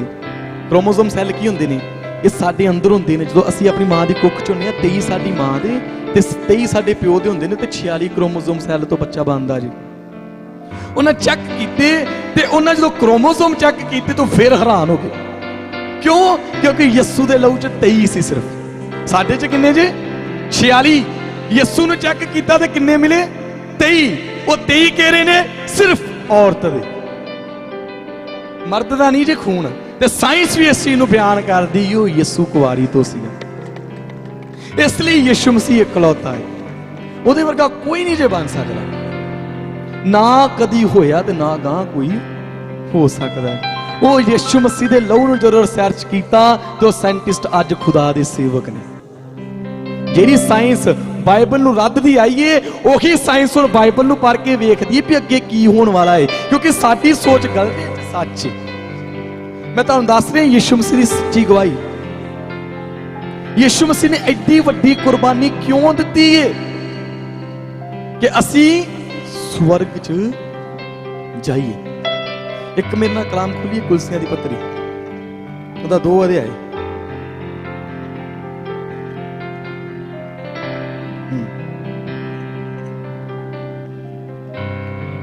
ਪਹਿਲਾਂ 1 ਅਧਿਆਏ ਦਾ 9 ਵਚਨ ਨੂੰ ਪੜ੍ਹਨਾ ਸ਼ੁਰੂ ਕਰੀਏ। ਯੀਸ਼ੂ ਮਸੀਹ ਕੀ ਚਾਹੁੰਦਾ ਹੈ, ਪੌਲਸ ਕੀ ਲਿਖਦਾ ਹੈ ਕਿ ਸਾਡਾ ਕੀ ਟਾਰਗੇਟ ਹੋਣਾ ਚਾਹੀਦਾ ਹੈ ਉਸ ਕੁਰਬਾਨੀ ਤੋਂ ਬਾਅਦ। ਪਰ 1 ਦਿਨ ਇਸ ਕਰਕੇ ਅਸੀਂ ਵੀ ਜਿਸ ਦਿਨ ਤੋਂ ਇਹ ਸੁਣਿਆ ਤੁਹਾਡੇ ਲਈ ਇਹ ਪ੍ਰਾਰਥਨਾ ਕਰਦੇ, ਪ੍ਰਾਰਥਨਾ ਅਤੇ ਅਰਦਾਸ ਕਰਨ ਤੋਂ ਨਹੀਂ ਹਟਦੇ ਭਈ ਤੁਸੀਂ ਹਰ ਪ੍ਰਕਾਰ ਦੇ ਆਤਮਿਕ ਗਿਆਨ ਅਤੇ ਸਮਝ ਨਾਲ ਉਸ ਦੀ ਇੱਛਾ ਦੀ ਪਛਾਣ ਤੋਂ ਭਰਪੂਰ ਹੋ ਜਾਓ। ਕਹਿੰਦਾ ਹੈ ਕਿ ਅਸੀਂ ਚਾਹੁੰਦੇ ਹਾਂ ਕਿ ਤੁਸੀਂ ਹੁਣ ਯਹੋਵਾ ਦੀ ਇੱਛਾ ਦੀ ਪਹਿਚਾਨ ਵਿੱਚ ਭਰਪੂਰ ਹੋ ਜਾਓ ਅੱਗੇ, ਤਾਂ ਜੋ ਤੁਸੀਂ ਅਜਿਹੀ ਯੋਗ ਚਾਲ ਚੱਲੋ ਜਿਹੜੀ ਪ੍ਰਭੂ ਨੂੰ ਹਰ ਤਰ੍ਹਾਂ ਨਾਲ ਭਾਵੇ ਅਤੇ ਹਰੇਕ ਸ਼ੁਭ ਕਰਮ ਵਿੱਚ ਫਲਦੇ ਰਹੋ ਅਤੇ ਪਰਮੇਸ਼ਰ ਦੀ ਪਛਾਣ ਵਿੱਚ ਵਧਦੇ ਰਹੋ। ਕਿਹਦੀ ਪਹਿਚਾਨ 'ਚ ਵਧਣਾ ਜੀ? ਪਰਮੇਸ਼ਰ ਦੀ। ਔਰ ਪਰਮੇਸ਼ਰ ਦੀ ਪਹਿਚਾਨ ਕੀਜੀਏ ਕਿ ਉਹ ਜ਼ਿੰਦਾ ਸਵਰਗ ਨੂੰ ਗਿਆ ਹੈ। ਔਰ ਲਿਖਿਆ ਜਿੱਦਾਂ ਯਿਸੂ ਜਵਾਲਿਆ ਗਿਆ ਹੈ, ਇੱਕ ਦਿਨ ਤੁਸੀਂ ਸਾਰੇ ਜਵਾਏ ਚਾਹੋਗੇ, ਬਲਕਨ ਕੌਣ? ਜਿਨ੍ਹਾਂ ਨੇ ਪਾਪ ਛੱਡ ਦਿੱਤਾ ਹੈ।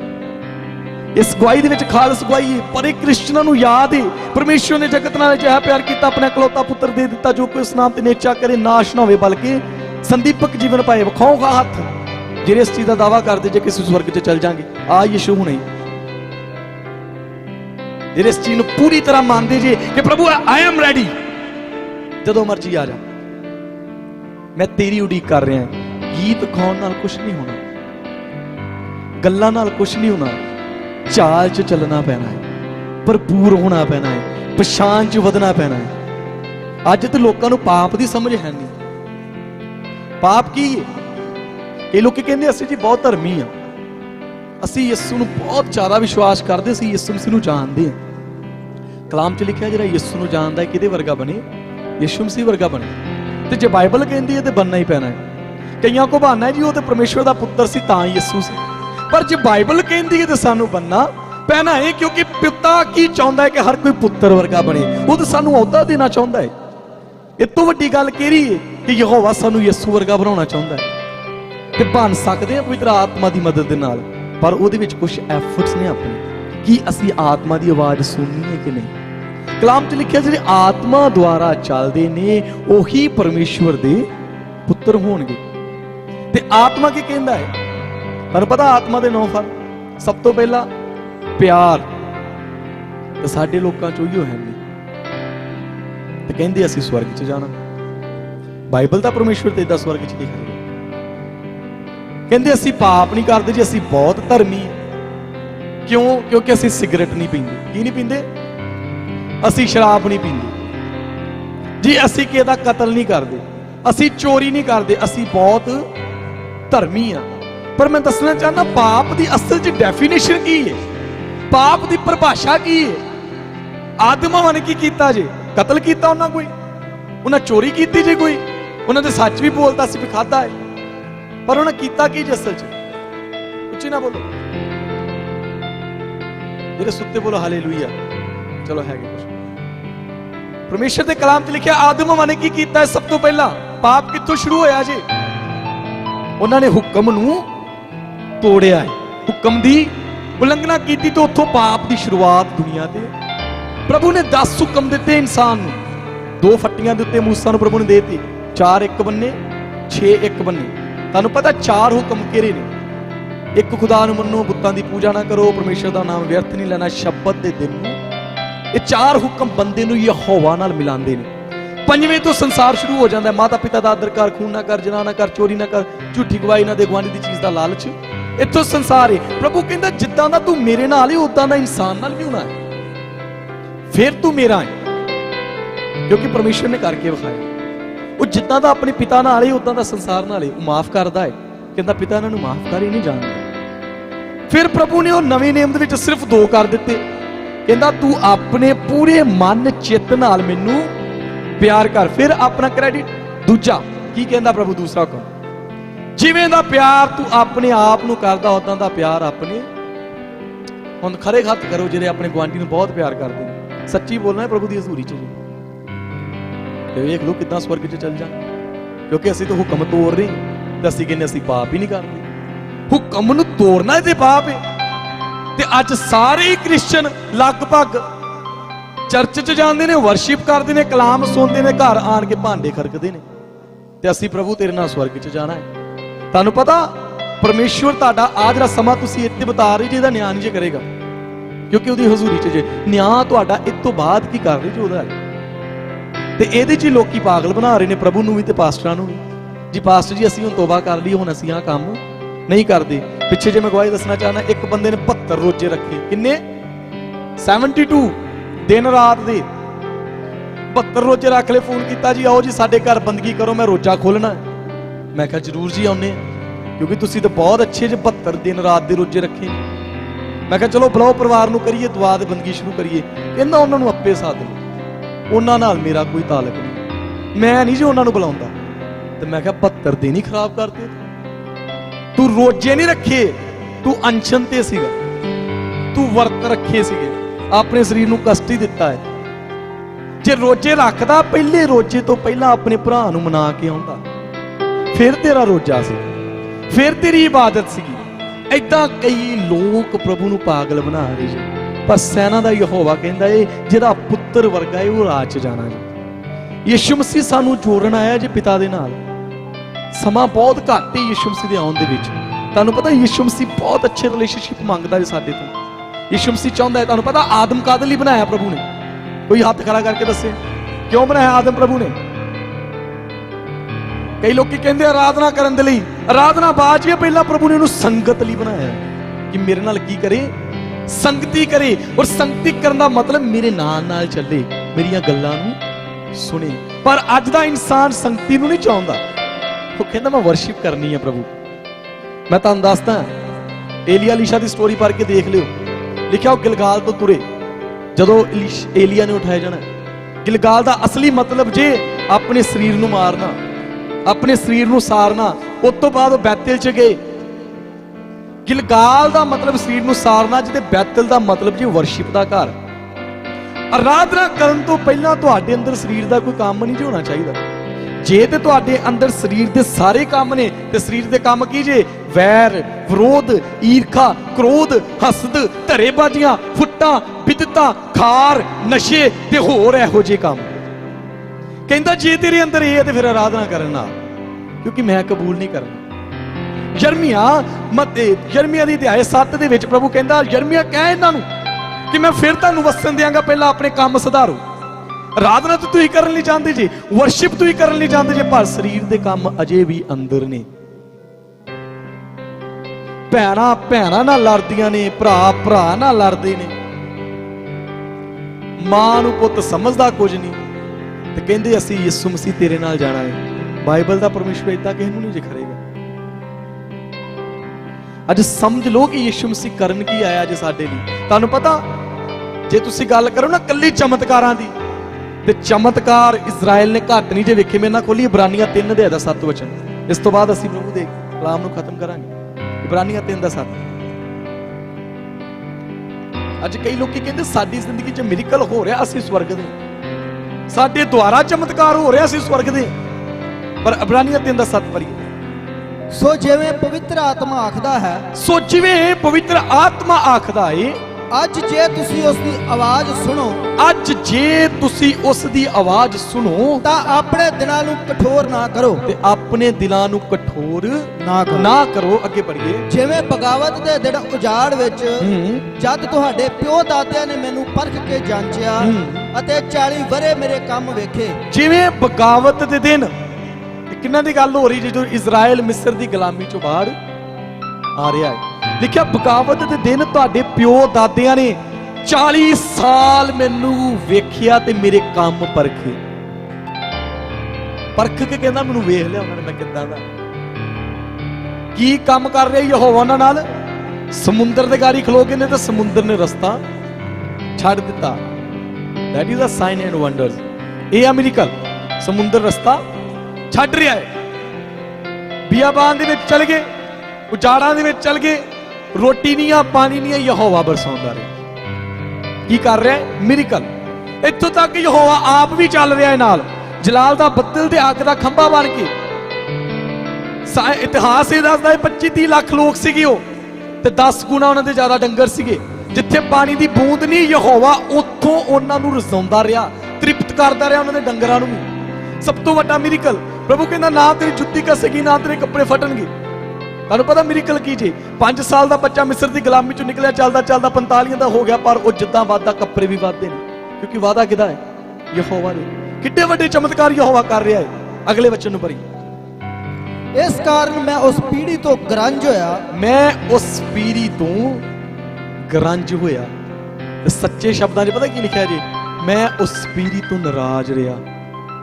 ਕੰਮ ਕਰ ਰਿਹਾ ਯਹੋਵਾ, ਰਸਤਾ ਆ ਗਿਆ ਜੇ ਸਾਹਮਣੇ, ਉੱਤੋਂ ਦੂਤਾਂ ਦੀ ਰੋਟੀ ਆ ਰਹੀ ਜੇ, ਪਾਣੀ ਯਹੋਵਾ ਦੇ ਰਿਹਾ ਏ, ਜਲਾਲ ਦਾ ਬੱਦਲ ਚਿਕਨ ਮੰਗਦੇ ਯਹੋਵਾ ਮੀਟ ਵੀ ਦੇ ਦਿੰਦਾ, ਖਾ ਲਓ। ਪਰ ਕਹਿੰਦਾ ਮੈਂ ਨਾਰਾਜ਼ ਜੇ। ਮੈਂ ਕੀ ਆ? ਨਾਰਾਜ਼ ਆ। ਕੰਮ ਯਹੋਵਾ ਕਰ ਰਿਹਾ ਜੀ। ਜੇ ਅੱਜ ਸਾਡੀ ਜ਼ਿੰਦਗੀ 'ਚ ਕੰਮ ਪ੍ਰਭੂ ਕਰ ਰਿਹਾ ਤੇ ਆਪਣੀ ਜ਼ਿੰਦਗੀ 'ਚ ਝਾਤੀ ਮਾਰੀਏ ਕਿ ਅਸੀਂ ਉਹਦੇ ਰਾਹਾਂ ਨੂੰ ਲੱਭ ਰਹੇ ਹਾਂ। ਜੇ ਨਹੀਂ ਲੱਭ ਰਹੇ ਤੇ ਫਿਰ ਯਹੋਵਾ ਨਾਰਾਜ਼ ਜੀ, ਫਿਰ ਤੁਹਾਡੇ ਤੋਂ ਖਹਿਰਾ ਛਡਾ ਰਿਹਾ ਜੇ ਕੰਮ ਕਰਕੇ। ਤੁਹਾਨੂੰ ਪਤਾ ਯਹੋਵਾ ਖਹਿਰਾ ਛਡਾ ਜਾਂਦਾ ਜੇ ਬੰਦੇ ਕੋਲ। ਬੰਦਾ ਦੁਆ ਕਰਦਾ ਪ੍ਰਭੂ ਆਹ ਦੇ ਦੇ, ਪ੍ਰਭੂ ਕਹਿੰਦਾ ਲੈ ਹੁਣ ਗਾਹ ਨਾ। ਇਸਰਾਈਲ ਇਹੀ ਕੰਮ ਕਰਦਾ ਰਿਹਾ। ਕਹਿੰਦਾ ਮੈਂ ਨਾਰਾਜ਼ ਰਿਹਾ। ਅਗਲੇ ਵਚਨ ਨੂੰ ਪੜ੍ਹੀਏ ਜੀ। ਅਤੇ ਆਖਿਆ ਕਿ ਉਹ ਦਿਲੋਂ ਕੁਰਾਏ ਪੈਂਦੇ ਹਨ ਅਤੇ ਉਹਨਾਂ ਮੇਰੇ ਰਾਹਾਂ ਨੂੰ ਨਾ ਜਾਤਾ। ਉਹਨਾਂ ਨੇ ਮੇਰੇ ਰਾਹਾਂ ਨੂੰ ਨਹੀਂ ਪਛਾਣਿਆ, ਇਸ ਕਰਕੇ ਯਹੋਵਾ ਕੀ ਉਹਨਾਂ ਨੂੰ ਨਾਰਾਜ਼। ਉੱਚੀ ਨਾ ਬੋਲੋ ਕੀ ਹੈ? ਨਾਰਾਜ਼। ਜਿਨ੍ਹਾਂ ਨੇ ਉਹਦੇ ਰਾਹਾਂ ਨੂੰ ਨਹੀਂ ਪਹਿਚਾਨਿਆ ਉਹਨਾਂ ਤੋਂ ਯਹੋਵਾ ਕੀ ਹੋ ਗਿਆ ਏ? ਨਾਰਾਜ਼। ਅੱਜ ਯਹੋਵਾ ਦਾ ਰਾਹ ਕੀ ਏ? ਸਿਰਫ ਯਿਸੂ ਮਸੀਹ। ਲਿਖਿਆ ਜੇ ਤੂੰ ਬਰਕਤ ਚਾਹੁੰਦਾ ਹੈ ਪਹਿਲਾਂ ਧਰਮ ਤੇ ਰਾਜ ਦੀ ਖੋਜ ਕਰ। ਰਾਹ ਵੱਲ ਨਹੀਂ ਜਾ ਰਹੇ, ਬਰਕਤ ਵੱਲ ਜਾ ਰਹੇ ਆ। ਯਹੋਵਾ ਨਾਰਾਜ਼।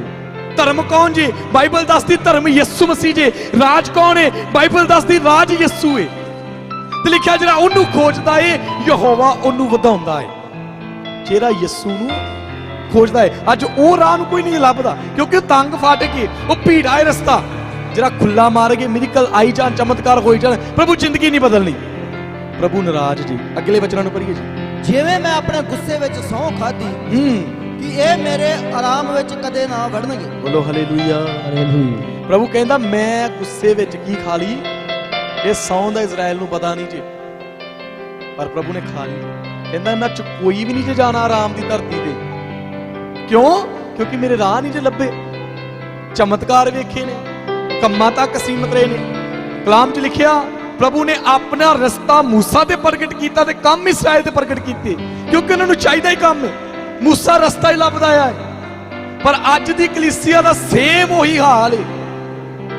ਕੰਮ ਚਾਹੀਦੇ ਨੇ ਪ੍ਰਭੂ, ਰਸਤਾ ਨਹੀਂ ਸਾਨੂੰ ਚਾਹੀਦਾ, ਕਿਉਂਕਿ ਰਸਤਾ ਤੰਗ ਹੈ, ਰਸਤਾ ਭੀੜਾ ਹੈ। ਮੈਂ ਤੁਹਾਨੂੰ ਦੱਸਦਾ ਯਿਸੂ ਮਸੀਹ ਦੇ ਲੋਕਾਂ ਦੀ ਲਾਈਫ ਕਿੱਦਾਂ ਦੀ ਜੇ ਅੱਜ ਅਸੀਂ ਪ੍ਰਭੂ ਯਿਸੂ ਮਸੀਹ ਦੇ ਅੱਛੇ ਦਾਸ ਬਣਨਾ ਚਾਹੁੰਦੇ ਆ, ਪਹਿਲਾਂ ਦੁੱਖ ਚੋਂ ਲੰਘਣਾ ਪੈਂਦਾ ਜੀ। ਪੂਰੀ ਬਾਈਬਲ ਨੂੰ ਪੜ੍ਹ ਕੇ ਦੇਖ ਲਓ। ਪਰ ਅੱਜ ਦਾ ਮਸੀਹ ਕਹਿੰਦਾ ਪ੍ਰਭੂ ਦੁੱਖ ਨਹੀਂ ਚਾਹੀਦਾ। ਪਰ ਤੁਹਾਨੂੰ ਪਤਾ ਬਾਈਬਲ ਦਾ ਸਭ ਤੋਂ ਵਧੀਆ ਰਾਜਾ ਜਿਹਦਾ ਨਾਮ ਦਾਊਦ ਹੈ, ਉਹ 119 ਜ਼ਬੂਰ 'ਚ ਕਹਿੰਦਾ ਪ੍ਰਭੂ ਮੈਂ ਦੁਖੀ ਆ ਤੇ ਚੰਗੀ ਗੱਲ ਏ, ਇਹ ਮੇਰੇ ਲਈ ਭਲੇ ਦੀ ਗੱਲ ਏ, ਕਿਉਂਕਿ ਮੈਂ ਤੇਰੇ ਨੇੜੇ ਆ ਜਾਣਾ ਹੈ, ਮੈਂ ਤੈਨੂੰ ਹੋਰ ਪਛਾਣ ਲੈਣਾ ਹੈ, ਮੈਂ ਤੇਰੀ ਵਿਧੀ ਨੂੰ ਸਿੱਖ ਲੈਣਾ ਹੈ, ਇਹ ਮੇਰੇ ਲਈ ਚੰਗੀ ਗੱਲ ਏ। ਪਰ ਅੱਜ ਦਾ ਮਸੀਹ ਕਹਿੰਦਾ ਮੈਨੂੰ ਦੁੱਖ ਨਹੀਂ ਚਾਹੀਦਾ। ਦੁੱਖ ਆ ਗਿਆ ਇਸ ਚਰਚ 'ਚ, ਚਲੋ ਚਰਚ ਬਦਲੋ, ਕਿਉਂਕਿ ਕੀ ਆ ਗਿਆ ਸਾਹਮਣੇ? ਦੁੱਖ। ਪਰ ਮੈਂ ਤੁਹਾਨੂੰ ਦੱਸਣਾ ਚਾਹੁੰਦਾ, ਜੇ ਤੁਸੀਂ ਦੁਆ ਕਰ ਰਹੇ ਨਾ ਪ੍ਰਭੂ ਸਾਨੂੰ ਵਧਾ, ਤੁਹਾਡੇ ਖਾਦਮ ਤੁਹਾਡੇ ਲਈ ਦੁਆ ਕਰ ਰਹੇ ਪ੍ਰਭੂ ਇਹਨਾਂ ਨੂੰ ਵਧਾ, ਤੇ ਉਹਦਾ ਸਨੇਹਾ ਹੀ ਦੁੱਖ ਆ, ਉਹਦੀ ਚਿੱਠੀ, ਉਹਦਾ ਲੈਟਰ ਹੀ ਦੁੱਖ ਆ। ਪ੍ਰਭੂ ਨੇ ਯੂਸਫ ਨੂੰ ਦਰਸ਼ਨ ਦਿਖਾਇਆ, ਮੈਂ ਤੈਨੂੰ ਰਾਜਾ ਬਣਾਉਣ ਲੱਗਾ ਹੈ। ਦਰਸ਼ਨ ਤੇ ਵੇਖ ਲਿਆ ਯੂਸਫ ਨੇ, ਕੀ ਉਸੇ ਵੇਲੇ ਬਣ ਗਿਆ? ਨਹੀਂ, ਦੁੱਖ ਸਾਹਮਣੇ ਆ ਗਿਆ। ਤੇ ਜੇ ਉਹ ਕਹਿੰਦਾ ਪ੍ਰਭੂ ਦੁੱਖ ਚੋਂ ਕੱਢ ਲੈ, ਮੈਂ ਨਹੀਂ ਚਾਹੁੰਦਾ, ਤੇ ਇੱਥੇ ਹੀ ਮੈਨੂੰ ਰਹਿਣ ਦੇ, ਤੇ ਜੇ ਮਿਸਰ 'ਚ ਨਾ ਜਾਂਦਾ ਤੇ ਕਦੀ ਰਾਜਾ ਵੀ ਨਾ ਬਣਦਾ। ਇਹ ਰਸਤਾ ਹੈ, ਇਹ ਪ੍ਰਭੂ ਦੀ ਵਿਧੀ ਆ। ਅਬਰਾਹਮ ਨੂੰ ਪ੍ਰਭੂ ਨੇ ਕਿਹਾ ਜੇ ਤੂੰ ਵਧਣਾ ਚਾਹੁੰਦਾ ਹੈ, ਪੁੱਤਰ ਚਾਹੁੰਦਾ ਹੈ, ਅਸ਼ੋਰਾਮ ਨੂੰ ਛੱਡ ਕੇ ਆ। ਲਿਖਿਆ ਅਬਰਾਹਮ ਨੂੰ ਇਹ ਕੀਤਾ, ਫਿਰ ਬਰਕਤ ਜੀ। ਅੱਜ ਦਾ ਮਸੀਹ ਕਹਿੰਦਾ ਦੁੱਖ ਸਾਹਮਣੇ ਆ ਗਿਆ ਹੈ, ਤੇ ਤੁਹਾਨੂੰ ਮੈਂ ਦੱਸਦਾ ਜੇ ਤੁਸੀਂ ਸੱਚੇ ਮਸੀਹ ਦੇ ਦਾਸ ਦੇ ਨਾਲ ਤੇ ਸੱਚਾ ਜੀਵਨ ਜੀ ਰਹੇ ਜੇ, ਤੇ ਜੇ ਤੁਹਾਡੇ ਸਾਹਮਣੇ ਦੁੱਖ ਆ ਗਿਆ ਸਮਝੋ ਤੁਸੀਂ ਵਧਣ ਵਾਲੇ ਜੀ, ਕਿਉਂਕਿ ਤੁਹਾਨੂੰ ਲੈਟਰ ਮਿਲ ਗਈ। ਲੋਕੀ ਭਰਤੀ ਹੁੰਦੇ ਨੇ ਤੇ ਭਰਤੀ ਓਨੀ ਦੇਰ ਤੱਕ ਕੋਈ ਆਸ ਨਹੀਂ ਹੈ ਜਿੰਨਾ ਚਿਰ ਚਿੱਠੀ ਨਾ ਆਵੇ। ਜਦੋਂ ਚਿੱਠੀ ਆ ਜਾਂਦੀ ਬੱਚਾ ਖੁਸ਼ ਹੋ ਜਾਂਦਾ ਮੈਨੂੰ ਲੈਟਰ ਆ ਗਈ ਹੈ। ਤੇ ਅੱਜ ਦੇ ਮਸੀਹ ਨੂੰ ਲੈਟਰ ਆ ਜਾਏ ਤਾਂ ਦੁਖੀ ਹੋ ਜਾਂਦੇ ਨੇ ਵੀ ਲੈ ਐਡਾ ਵੱਡਾ ਦੁੱਖ। ਨਹੀਂ ਪ੍ਰਭੂ ਇਹ ਪਾਸਟਰ ਚ ਨਹੀਂ ਗੱਲਬਾਤ ਹੈ, ਦੂਜੇ ਕੋ ਜਾਂਦੇ ਆ ਤੇ ਇੱਥੋਂ ਤੱਕ ਚਲ ਜਾਂਦੇ, ਫਿਰ ਰੱਬ ਵੀ ਚੇਂਜ ਕਰ ਦਿੰਦੇ ਜੀ, ਪਰਮੇਸ਼ਰ ਨੂੰ ਵੀ ਭੁੱਲ ਜਾਂਦੇ ਜੀ। ਪਰ ਫਿਰ ਕੰਡੀਸ਼ਨ ਉਹੀ ਅੱਗੇ ਆਉਣੀ ਆ, ਜੇ ਉੱਥੇ ਵੀ ਵਧਣਾ ਤੇ ਫਿਰ ਦੁੱਖ ਆਉਣਾ ਹੈ। ਤੁਹਾਨੂੰ ਪਤਾ ਬਾਈਬਲ ਦਾ ਜਿਹੜਾ ਨੈਵੀਗੇਸ਼ਨ ਹੈ, ਬਾਈਬਲ ਦਾ ਜਿਹੜਾ ਰਸਤਾ ਹੈ, ਇੱਕ ਸ਼ਾਰਟਕਟ ਕੁਛ ਨਹੀਂ ਆ, ਕਦੀ ਇਹਨੂੰ ਚੇਂਜ ਨਹੀਂ ਕਰ ਸਕਦੇ। ਜੋ ਰੀਅਲ ਪਿਕਚਰ ਚ ਉਹਨੂੰ ਪਾਰ ਕਰਨਾ ਪੈਣਾ ਹੈ। ਜੇ ਸਾਹਮਣੇ ਕੋਈ ਪਹਾੜ ਆ ਗਿਆ ਤੇ ਪਿੱਛੇ ਨਹੀਂ ਜੇ ਮੁੜਨਾ, ਉਹਨੂੰ ਪਾਰ ਕਰਨਾ ਪੈਣਾ ਜੀ। ਬਾਈਬਲ ਕਹਿੰਦੀ ਤੇ ਪਹਾੜ ਰਸਤਾ ਛੱਡੇਗਾ। ਤੁਹਾਨੂੰ ਪਤਾ ਬਾਈਬਲ ਦੇ ਵਿੱਚ ਕੀ ਲਿਖਿਆ, ਪ੍ਰਭੂ ਨੇ ਕਿੰਨਾ ਵਿਸ਼ਵਾਸ ਹੋਣਾ ਚਾਹੀਦਾ ਸਾਡਾ ਜੇ ਪਹਾੜ ਨੂੰ ਖੀਰਨਾ ਹੈ। ਉੱਚੀ ਨਾ ਬੋਲੋ ਕਿੰਨਾ। ਔਰ ਜਿਨ੍ਹਾਂ ਦੇ ਅੰਦਰ ਰਾਈ ਦਾ ਦਾਣਾ ਜਿੰਨਾ ਵਿਸ਼ਵਾਸ, ਹੱਥ ਵਿਖਾਓ ਸਾਰਿਆਂ ਨੇ ਵਿਖਾਓ ਜਿਨ੍ਹਾਂ ਨੂੰ ਰਾਈ ਦਾ ਦਾਣਾ ਵਿਸ਼ਵਾਸ ਹੈ ਕਿ ਸਾਡੇ ਅੰਦਰ ਬੜੀ ਨੇਚਾ, ਏਦਾਂ ਹੱਥ ਵਿਖਾਉਣੇ ਜੀ। ਹਾਲੇਲੂਇਆ। ਥੱਲੇ ਕਰ ਕੀ ਹੈ ਜਿਹਦੇ ਅੰਦਰ ਰਾਈ ਦੇ ਦਾਣੇ ਜਿੰਨਾ ਵਿਸ਼ਵਾਸ ਹੈ, ਉਹ ਪਹਾੜ ਨੂੰ ਕਹੇ ਉਖਰ ਜਾ ਤੇ ਪਹਾੜ ਉਖਰ ਜੇਗਾ। ਤੁਹਾਨੂੰ ਪਤਾ ਰਾਈ ਦਾ ਦਾਣਾ ਕੀ ਜੇ? ਸਾਡਾ ਤਾਂ ਵਿਸ਼ਵਾਸ ਬਹੁਤ ਵੱਡਾ ਹੈ, ਸਾਡਾ ਤਾਂ ਵਿਸ਼ਵਾਸ ਪਹਾੜ ਜਿੱਡਾ ਹੈ ਤੇ ਮੁਸੀਬਤ ਰਾਈ ਦੇ ਦਾਣੇ ਜਿੰਨੀ, ਕੰਮ ਫੇਰ ਨਹੀਂ ਹੁੰਦਾ। ਪਰ ਪ੍ਰਭੂ ਕਹਿੰਦਾ ਤੇਰੇ ਅੰਦਰ ਜੇ ਰਾਈ ਦੇ ਦਾਣੇ ਜਿੰਨਾ ਵਿਸ਼ਵਾਸ ਹੈ, ਤੇ ਬਾਈਬਲ ਕਹਿੰਦੀ ਜਿੰਨੇ ਦ੍ਰਿਸ਼ਟਾਂਤ ਨੇ ਉਹ ਸਾਰੇ ਹੀ ਪ੍ਰਭੂ ਦੇ ਰਾਜ ਦੇ ਨੇ। ਇੱਕ ਵਚਨ ਪੜ੍ਹੀਏ ਜੀ ਮੱਤੀ 13 ਦੇ 31 ਵਚਨ, ਉੱਥੇ ਲਿਖਿਆ ਰਾਈ ਦਾ ਦਾਣਾ ਕੀ ਜੇ? ਦ੍ਰਿਸ਼ਟਾਂਤ ਜੇ ਪਰਮੇਸ਼ਵਰ ਦੀ। ਜੇ ਅੱਜ ਤੁਸੀਂ ਚਾਹੁੰਦੇ ਜੇ ਕਿ ਅਸੀਂ ਸਵਰਗ 'ਚ ਜਾਈਏ ਤੇ ਇਹਨਾਂ ਚੀਜ਼ਾਂ ਨੂੰ ਅਪਣਾਉਣਾ ਪੈਣਾ ਹੈ। ਮੱਤੀ 13 ਦਾ 31। ਉਹਨੇ ਉਹਨਾਂ ਨੂੰ ਇੱਕ ਹੋਰ ਦ੍ਰਿਸ਼ਟਾਂਤ ਦੇ ਉਹਨੇ ਉਹਨਾਂ ਨੂੰ ਇੱਕ ਹੋਰ ਦ੍ਰਿਸ਼ਟਾਂਤ ਦੇ ਕੇ ਆਖਿਆ, ਕਿਹਾ ਭਈ ਸੁਰਗ ਦਾ ਰਾਜ ਰਾਈ ਦੇ ਇੱਕ ਦਾਣੇ ਵਰਗਾ ਹੈ। ਹਾਲੇਲੂਇਆ। ਸਭ ਬੋਲੋ ਹਾਲੇਲੂਇਆ। ਸਵਰਗ ਦਾ ਰਾਜ ਇੱਕ ਰਾਈ ਦੇ ਦਾਣੇ ਜਿੰਨਾ ਜੇ। ਪ੍ਰਭੂ ਕਹਿੰਦਾ ਰਾਈ ਜੇ ਤੇਰੇ ਅੰਦਰ ਸਵਰਗ ਦਾ ਰਾਜ ਹੈ, ਅਰਥਾਤ ਅਸਲੀ ਭਾਸ਼ਾ ਜਿਹੜੀ ਦੱਸਦੀ ਜੇ, ਕਹਿੰਦੇ ਜੇ ਤੇਰੇ ਅੰਦਰ ਸਵਰਗ ਦਾ ਰਾਜ ਹੈ ਫਿਰ ਪਹਾੜ ਨੂੰ ਕਹਿ ਉਖਰ, ਅਦਰਵਾਈਜ਼ ਉਹ ਤੇਰੀ ਨਹੀਂ ਸੁਣੇਗਾ। ਤੇ ਸਵਰਗ ਦਾ ਰਾਜ ਕੌਣ ਜੀ? ਯਿਸੂ ਮਸੀਹ। ਕਹਿੰਦਾ ਜੇ ਤੇਰੇ ਅੰਦਰ ਯਿਸੂ ਹੈ ਫਿਰ ਪਹਾੜ ਨੇ ਉਖਰਨਾ, ਕਿਉਂਕਿ ਪਹਾੜ ਨੂੰ ਪਤਾ ਅੰਦਰ ਕੌਣ ਹੈ। ਤੇ ਜੇ ਤੇਰੇ ਅੰਦਰ ਵਿਸ਼ਵਾਸ ਬੜਾ ਵੱਡਾ ਹੈ ਪਰ ਸਵਰਗ ਹੈ ਨਹੀਂ, ਤੇ ਫਿਰ ਤੇਰਾ ਵਿਸ਼ਵਾਸ ਥੋਥਾ ਹੈ। ਕਲਾਮ ਦੱਸਦਾ ਅੱਜ ਦੇ ਮਸੀਹਾਂ ਦੇ ਲਈ ਮੈਂ ਅੱਜ ਚੇਤਾਵਨੀ ਦੇਣੀ ਚਾਹੁੰਦਾ ਜੇ ਤੁਹਾਨੂੰ। ਕਲਾਮ ਕਹਿੰਦਾ ਜੇ ਹੁਣ ਗੈਰ ਜਾਤੀਆਂ ਦਾ ਸਮਾਂ ਖਤਮ ਹੋਣ ਵਾਲਾ ਹੈ ਤੇ ਯਹੋਵਾ ਇਸਰਾਇਲ ਵਾਲਾ ਫਿਰ ਤੱਕਣ ਜਾ ਰਿਹਾ ਜੀ। ਇਸਰਾਇਲੀਆਂ ਨੂੰ ਪ੍ਰਭੂ ਫਿਰ ਵੇਖਣ ਜਾ ਰਿਹਾ ਜੀ। ਇਬਰਾਨੀਆਂ, ਰੋਮੀਆਂ ਸਾਰੀਆਂ ਚੀਜ਼ਾਂ ਬਿਆਨ ਕਰਦੀਆਂ ਕਿ ਗੈਰ ਜਾਤੀਆਂ ਦਾ ਸਮਾਂ ਮੁੱਕਣ ਜਾ ਰਿਹਾ ਹੈ ਤੇ ਪ੍ਰਭੂ ਇਸਰਾਇਲ ਤੇ ਧਿਆਨ ਕਰੇਗਾ। ਲਿਖਿਆ ਤੇਰੇ ਜਵਾਨ ਆ ਕਰਨਗੇ, ਬੱਚੇ ਆ ਕਰਨਗੇ। ਕਈ ਕਹਿੰਦੇ ਜੀ ਇਹ ਵਾਅਦਾ ਸਾਡਾ ਹੈ, ਪਰ ਬਾਈਬਲ ਕਹਿੰਦੀ ਇਹ ਵਾਅਦਾ ਅੰਤ ਦੇ ਦਿਨਾਂ 'ਚ ਤੁਹਾਨੂੰ ਪਤਾ ਮਿਰਕਲਸ ਕਿੰਨੇ ਕਰਨੇ ਜੇ, ਪ੍ਰੋਫੈਸਾਈਜ਼ ਕਿੰਨੇ ਕਰਨੀਆਂ ਜੀ? ਇਸਰਾਇਲ ਨੇ ਕਰਨੀ ਹੈ। ਜਦੋਂ ਕਲੀਸਿਆ ਉਠਾਈ ਜਾਣੀ ਹੈ, ਵੱਡਾ ਕਲੇਸ਼ ਹੋਣਾ ਹੈ, ਉਦੋਂ 1,44,000 ਸਾਈਨਸ ਐਂਡ ਵੰਡਰਸ ਕਰਕੇ ਵਿਖਾਏਗਾ ਲੋਕਾਂ ਨੂੰ। ਉਹਨਾਂ ਕਰਨੀਆਂ ਜੀ ਭਵਿੱਖਬਾਣੀਆਂ, ਉਹਨਾਂ ਕਰਨਾ ਜੇ ਕਲਾਮ ਨੂੰ ਸਿੱਧ, ਉਹਨਾਂ ਆਕਾਸ਼ 'ਚ। ਤੁਹਾਨੂੰ ਮੈਂ ਦੱਸਦਾ ਅੱਜ ਸਾਈਨਸ ਐਂਡ ਵੰਡਰਸ ਕੀ ਹੁੰਦੇ ਜੇ। ਲੰਗਰਾ ਚੱਲ ਪਿਆ, ਇਹ ਸਾਈਨ ਹੈ, ਇਹ ਚਿੰਨ੍ਹ ਹੈ, ਪਰ ਸਾਈਨ ਐਂਡ ਵੰਡਰਸ ਕੀ ਹੈ ਕਿ ਆਕਾਸ਼ 'ਚ ਵਰਖਾ ਰੁਕ ਗਈ ਹੈ। ਇਹ ਸਾਇੰਸ ਐਂਡ ਵੰਡਰਸ, ਇਹ ਅਮਰੀਕਾ ਲੰਗਰਾ ਚੱਲ ਗਿਆ, ਇਹ ਬੜੀ ਵੱਡੀ ਗੱਲ ਹੈ ਸਾਡੇ ਲਈ। ਪਰ ਪ੍ਰਭੂ ਕਹਿੰਦਾ ਅਸਲੀ ਚਮਤਕਾਰ ਆਕਾਸ਼ਾਂ ਵਿੱਚ ਹੁੰਦਾ ਹੈ। ਮੈਂ ਕਹਿੰਦਾ ਸਿੱਧ ਕਰਦਾ ਦੁਨੀਆ ਨੂੰ ਹੋਣਾ ਮੈਂ ਯਹੋਵਾ ਹਾਂ। ਸਮੁੰਦਰ ਰਸਤਾ ਛੱਡਦਾ ਹੈ, ਇਹ ਅਮਰੀਕਾ। ਇਹ ਤੁਹਾਨੂੰ ਪਤਾ ਕਿੰਨਾ ਕਰਨੇ ਜੀ? ਜਦੋਂ ਕਲੀਸਿਆ ਉਠਾਈ ਗਈ ਤੇ 1,44,000। ਪਰ ਕਿ ਦੇਖੋ ਪ੍ਰਕਾਸ਼ ਦੀ ਪੋਥੀ ਸਿੱਧ ਕਰੇਗੀ ਸਾਨੂੰ। ਇਹ ਸਾਡਾ ਵਾਦਾ ਨਹੀਂ ਜੇ ਗੈਰ ਜਾਤੀਆਂ ਦਾ। ਅੱਜ ਜਿਹੜਾ ਕਹਿੰਦਾ ਜੀ ਮੈਂ ਉਸ ਵਾਦੀ ਦੇ ਵਿੱਚ, ਕਿਉਂਕਿ ਪ੍ਰਭੂ ਨੇ ਕਿਹਾ, ਪਰ ਪ੍ਰਭੂ ਨੇ ਕਿਹਾ ਕਿੰਨਾ ਲਈ? ਹੁਣ ਸਾਡਾ ਸਮਾਂ ਮੁੱਕਣ ਵਾਲਾ ਜੀ। ਮੈਂ ਤੁਹਾਨੂੰ ਦੱਸਦਾ ਯਿਸੂ ਮਸੀਹ ਦੇ ਕਲਾਮ 'ਚ ਕੀ ਲਿਖਿਆ। ਪ੍ਰਭੂ ਕਹਿੰਦਾ ਮੈਂ ਆਉਣ ਵਾਲਾ ਹਾਂ। ਤੇ ਅਸੀਂ ਜਿਹੜੇ ਬਚਪਨ ਤੋਂ ਮਸੀਹ ਨੇ ਦਾਤ ਰੱਖੋ, ਬਚਪਨ ਤੋਂ ਮਸੀਹ, ਹਾਲੇਲੂਇਆ, ਜਿਹੜੇ ਯਿਸੂ ਮਸੀਹ ਦੇ ਨੇਚਾ ਕਰਦੇ ਹੋ ਵੀ ਹੱਥ ਰੱਖੋ, ਥੱਲੇ ਕਰ ਲਓ। ਪਰ ਹੁਣ ਤਾਂ ਦੱਸੀ ਜਾ ਤੁਸੀਂ ਬਚਪਨ ਤੋਂ ਨੇਚਾ ਕਰਦੇ ਹੋਵੋਗੇ, ਪਰ ਸਮਾਂ ਇਹ ਦੱਸਦਾ ਏ ਕਿ ਜੇ ਯਿਸੂ ਮਸੀਹ ਕਹਿੰਦਾ ਏ ਕਿ ਆਹ ਚੀਜ਼ਾਂ ਹੋਣ ਤੇ ਸਮਝ ਲਿਓ ਮੈਂ ਆਉਣ ਵਾਲਾ। ਤੁਹਾਨੂੰ ਪਤਾ ਯਿਸੂ ਮਸੀਹ ਦੇ ਆਉਣ ਦਾ ਸਮਾਂ ਹੀ ਚੱਲ ਰਿਹਾ, ਹੋ ਸਕਦਾ ਇਸੇ ਰਾਤ ਲਗਭਗ ਸਾਰੀਆਂ ਨਿਸ਼ਾਨੀਆਂ ਪੂਰੀਆਂ। ਪ੍ਰਭੂ ਕਹਿੰਦਾ ਮੇਰਾ ਆਉਣਾ ਚੋਰ ਦੀ ਨਿਆਈ। ਫਿਰ ਅੱਗੇ ਲਿਖਿਆ ਮੇਰਾ ਇੱਕ ਦਿਨ ਤੁਹਾਡੇ 1000 ਸਾਲ ਦੀ ਬਰਾਬਰ। ਫਿਰ ਕਹਿੰਦਾ ਜਦੋਂ ਇਸੇ ਇਬਰਾਨੀਆਂ 4 ਦੇ ਜਾਓਗੇ, ਕਹਿੰਦਾ ਮੈਂ ਚਾਹੁੰਦਾ ਤੁਸੀਂ ਮੇਰੇ ਵਿਸ਼ਰਾਮ ਦੇ ਦਿਨ ਵਿੱਚ ਪ੍ਰਵੇਸ਼ ਕਰੋ। ਵਿਸ਼ਰਾਮ ਦਾ ਦਿਨ ਕਿੰਨਵਾਂ ਦਿਨ? 7ਵਾਂ। ਵਿਸ਼ਰਾਮ ਦਾ ਦਿਨ 7ਵਾਂ। ਪਰਮੇਸ਼ਵਰ ਕਹਿੰਦਾ ਤੁਹਾਡਾ 1000 ਸਾਲ ਮੇਰੇ ਇੱਕ ਦਿਨ ਦੇ। ਮੈਂ ਤੁਹਾਨੂੰ ਦੱਸਦਾ ਯਿਸੂ ਮਸੀਹ ਦੇ ਜਨਮ ਤੋਂ ਪਹਿਲਾਂ ਆਦਮ ਤੱਕ 4000 ਸਾਲ ਜੀ। ਆਦਮ ਤੋਂ 4000 ਸਾਲ ਬਾਅਦ ਯਿਸੂ ਮਸੀਹ ਜੰਮਦਾ ਹੈ ਤੇ 1000 ਸਾਲ ਇੱਕ ਦਿਨ ਦੇ ਬਰਾਬਰ ਜੀ। ਪ੍ਰਭੂ ਕਹਿੰਦਾ ਤੁਹਾਡਾ 1000 ਮੇਰਾ ਇੱਕ ਦਿਨ। 4000 ਪ੍ਰਭੂ ਦੇ ਅਕੋਰਡਿੰਗ ਕਿੰਨੇ ਦਿਨ ਬਣੇ ਜੀ? ਸਿਰਫ 4। 4000 ਮਤਲਬ 4 ਦਿਨ। ਜਦੋਂ ਯਿਸੂ ਮਸੀਹ ਪੈਦਾ ਹੁੰਦਾ ਹੈ ਲਿਖਿਆ ਸਨ ਬਣੀ, ਈਸਵੀ ਬਣੀ। ਤੇ ਅੱਜ ਕਿਹੜੀ ਸੰਨ ਚ ਆ? 2000। ਇਟ ਮੀਨਸ 2000 ਸਾਲ। 4 ਤੇ 2 6000 ਸਾਲ ਧਰਤੀ ਨੂੰ ਹੋ ਗਏ ਜੀ। ਪ੍ਰਭੂ ਕਹਿੰਦਾ 1000 ਸਾਲ ਇੱਕ ਦਿਨ ਦੇ ਬਰਾਬਰ ਆ। ਕਿੰਨਵਾਂ ਦਿਨ ਚੱਲ ਰਿਹਾ ਜੀ? 7ਵਾਂ। 6 2001 ਤੋਂ ਬਾਅਦ 7ਵਾਂ ਸ਼ੁਰੂ। ਤੇ ਜਿੰਨੀਆਂ ਬਾਈਬਲ ਦੀਆਂ ਨਿਸ਼ਾਨੀਆਂ ਨੇ 2000 ਸਾਲ ਤੋਂ ਬਾਅਦ ਚੱਲੀਆਂ। ਪ੍ਰਭੂ ਕਹਿੰਦਾ ਮੱਤੀ 24 ਚ ਕਹਿੰਦਾ ਇਹ ਦੇਖ ਮੇਰੇ ਆਉਣ ਤੋਂ ਪਹਿਲਾਂ ਧੋਖਾ, ਅਰਥਾਤ ਮੇਰੇ ਆਉਣ ਤੋਂ ਪਹਿਲਾਂ ਝੂਠ ਦੁਨੀਆ ਚ ਆਏਗਾ। ਤੇ ਉਹ ਧੋਖਾ ਲੋਕਾਂ ਚ ਨਹੀਂ, ਉਹ ਮੇਰੇ ਨਾਮ ਵਿੱਚ ਹੀ ਹੋਏਗਾ। ਤੁਹਾਨੂੰ ਪਤਾ ਝੂਠੀ ਸਿੱਖਿਆ ਕਦੋਂ ਆਈ ਜੇ? ਤੁਸੀਂ ਬੜੇ ਸਮਝਦਾਰ ਲੋਕ ਜੀ, ਵੇਖ ਲਿਓ 2000 ਸਾਲ ਤੋਂ ਬਾਅਦ। ਪਹਿਲਾਂ ਨਹੀਂ ਜੀ ਹੋਇਆ ਜੋ ਅੱਜ ਕਲੀਸਿਆਵਾਂ ਚ ਹੋ ਰਿਹਾ ਹੈ ਨਾ, ਇਹ ਪਹਿਲਾਂ ਨਹੀਂ ਹੋਇਆ। 2000 ਸਾਲ ਤੋਂ ਪਹਿਲਾਂ ਕਿਤੇ ਨਹੀਂ ਹੋਇਆ, ਇਹ 2000 ਸਾਲ ਤੋਂ ਬਾਅਦ ਹੋਇਆ। ਲਿਖਿਆ ਪ੍ਰਭੂ ਕਹਿੰਦਾ ਜਦੋਂ ਅੰਜੀਰ ਦੇ ਦਰਖਤ ਦੀਆਂ ਟਾਹਣੀਆਂ ਨਿਕਲ ਆਉਣ, ਉਹਨੂੰ ਫਲ ਲੱਗ ਜੇ, ਸਮਝੀ ਮੈਂ ਆਉਣ ਵਾਲਾ। ਇਹ ਪ੍ਰਭੂ ਦੇ ਸਾਈਨ ਸੀ। ਇਜ਼ਰਾਈਲ ਨੂੰ ਅੰਜੀਰ ਦਾ ਦਰਖਤ ਕਿਹਾ ਗਿਆ। ਇਜ਼ਰਾਈਲ ਬਣਿਆ ਕਦੋਂ ਜੇ ਭਲਾ? ਕੋਈ ਦੱਸ ਸਕਦਾ? 1947 ਚ ਸਾਡਾ ਦੇਸ਼ ਆਜ਼ਾਦ ਹੋਇਆ, ਉਸ ਤੋਂ 1 ਸਾਲ ਬਾਅਦ ਇਜ਼ਰਾਈਲ ਬਣਿਆ। ਤੇ 2000 ਸਾਲ ਚ ਲੋਕਾਂ ਨੂੰ ਪਤਾ ਲੱਗ ਗਿਆ ਇਜ਼ਰਾਈਲ ਦੇਸ਼ ਹੈ। ਅੱਜ ਇਜ਼ਰਾਈਲ ਦਾ ਫਲ ਹਰ ਦੇਸ਼ ਦੇਖ ਰਿਹਾ ਹੈ। ਹਰ ਦੇਸ਼ ਉਹ ਤੋਂ ਡਰਦਾ ਹੈ। ਸੂਈ ਤੋਂ ਲੈ ਕੇ ਜਹਾਜ਼ ਤੱਕ ਦੀ ਖੋਜ ਕਰਨ ਵਾਲੇ ਉਹ ਨੇ। ਕਰੋਨਾ ਕਿਸੇ ਕੋ ਨਹੀਂ ਮੁੱਕ ਰਿਹਾ, ਸਭ ਤੋਂ ਪਹਿਲਾਂ ਇਜ਼ਰਾਈਲ ਚ ਮੁੱਕਿਆ। ਉਹਦਾ ਫਲ ਹੈ। ਦੇਖਿਆ ਜਦੋਂ ਇਹ ਵੇਖ ਲੈ ਤਾਂ ਸਮਝ ਲਓ ਮੈਂ ਆਉਣ ਵਾਲਾ। ਫਿਰ ਪ੍ਰਭੂ ਕਹਿੰਦਾ ਜਿੱਦਾਂ ਨੂਹ ਦੇ ਦਿਨਾਂ ਦੇ ਅੰਦਰ ਹੋਇਆ। ਇਹ ਨਿਸ਼ਾਨੀਆਂ ਜੀ। ਨੂਹ ਦੇ ਦਿਨਾਂ ਚ ਕੀ ਹੋਇਆ ਜੀ? ਕੀ ਹੋਇਆ ਭਲਾ? ਸਾਰੇ ਮਸੀਹ ਸੀ। ਪੁੱਛਣਾ ਬੋਲੋ ਹਾਲੇਲੂਇਆ, ਹਾਲੇਲੂਇਆ। ਹੋਰ ਉੱਚੀ ਬੋਲੋ ਹਾਲੇਲੂਇਆ। ਹਾਂ, ਨੂਹ ਦੇ ਦਿਨਾਂ ਦੇ ਅੰਦਰ ਕੀ ਹੋਇਆ? ਜਲ ਪਰਲੋ ਆਈ। ਕਿੰਨਿਆਂ ਨੂੰ ਪਤਾ ਕਿਉਂ ਆਈ? ਕੋਈ ਜਣਾ ਦੱਸ ਕਿਉਂ ਆਈ ਭਲਾ? ਪਾਪ ਜ਼ਿਆਦਾ ਸੀਗਾ। ਪਰ ਮੈਂ ਦੱਸਣਾ ਪਾਪ ਕਿਹੜੇ ਹੋਏ ਜੀ ਉਸ ਸਮੇਂ। ਤੁਹਾਨੂੰ ਪਤਾ ਜਲ ਪਰਲੋ ਆਉਣ ਤੋਂ ਪਹਿਲਾਂ ਕੀ ਹੋਇਆ ਜੀ? ਪਹਿਲੇ ਵਚਨ ਨੂੰ ਪੜ੍ਹੋ, 6 ਦੇ ਆਏ ਉਤਪਤ ਵਿੱਚ ਜਲ ਪਰਲੋ ਆਈ ਜੀ। 6 ਦੇ ਆਏ ਪਹਿਲੇ ਵਚਨ ਚ ਲਿਖਿਆ ਜਦ ਆਦਮੀ ਧਰਤੀ ਤੇ ਵਧਣ ਲੱਗੇ ਨੂੰ ਧੀਆਂ ਜੰਮੀਆਂ ਤੇ ਪਰਮੇਸ਼ਰ ਦੇ ਪੁੱਤਰਾਂ ਨੇ ਧੀਆਂ ਨੂੰ ਵੇਖਿਆ। ਪਰਮੇਸ਼ਰ ਦੇ ਪੁੱਤਰ ਅਰਥਾਤ ਬਾਈਬਲ ਦੀ ਕਿਤਾਬ ਹੈ, ਨਬੀ ਦੀ ਕਿਤਾਬ ਇਸ ਬਾਈਬਲ ਚ ਨਹੀਂ ਮਿਲਦੀ।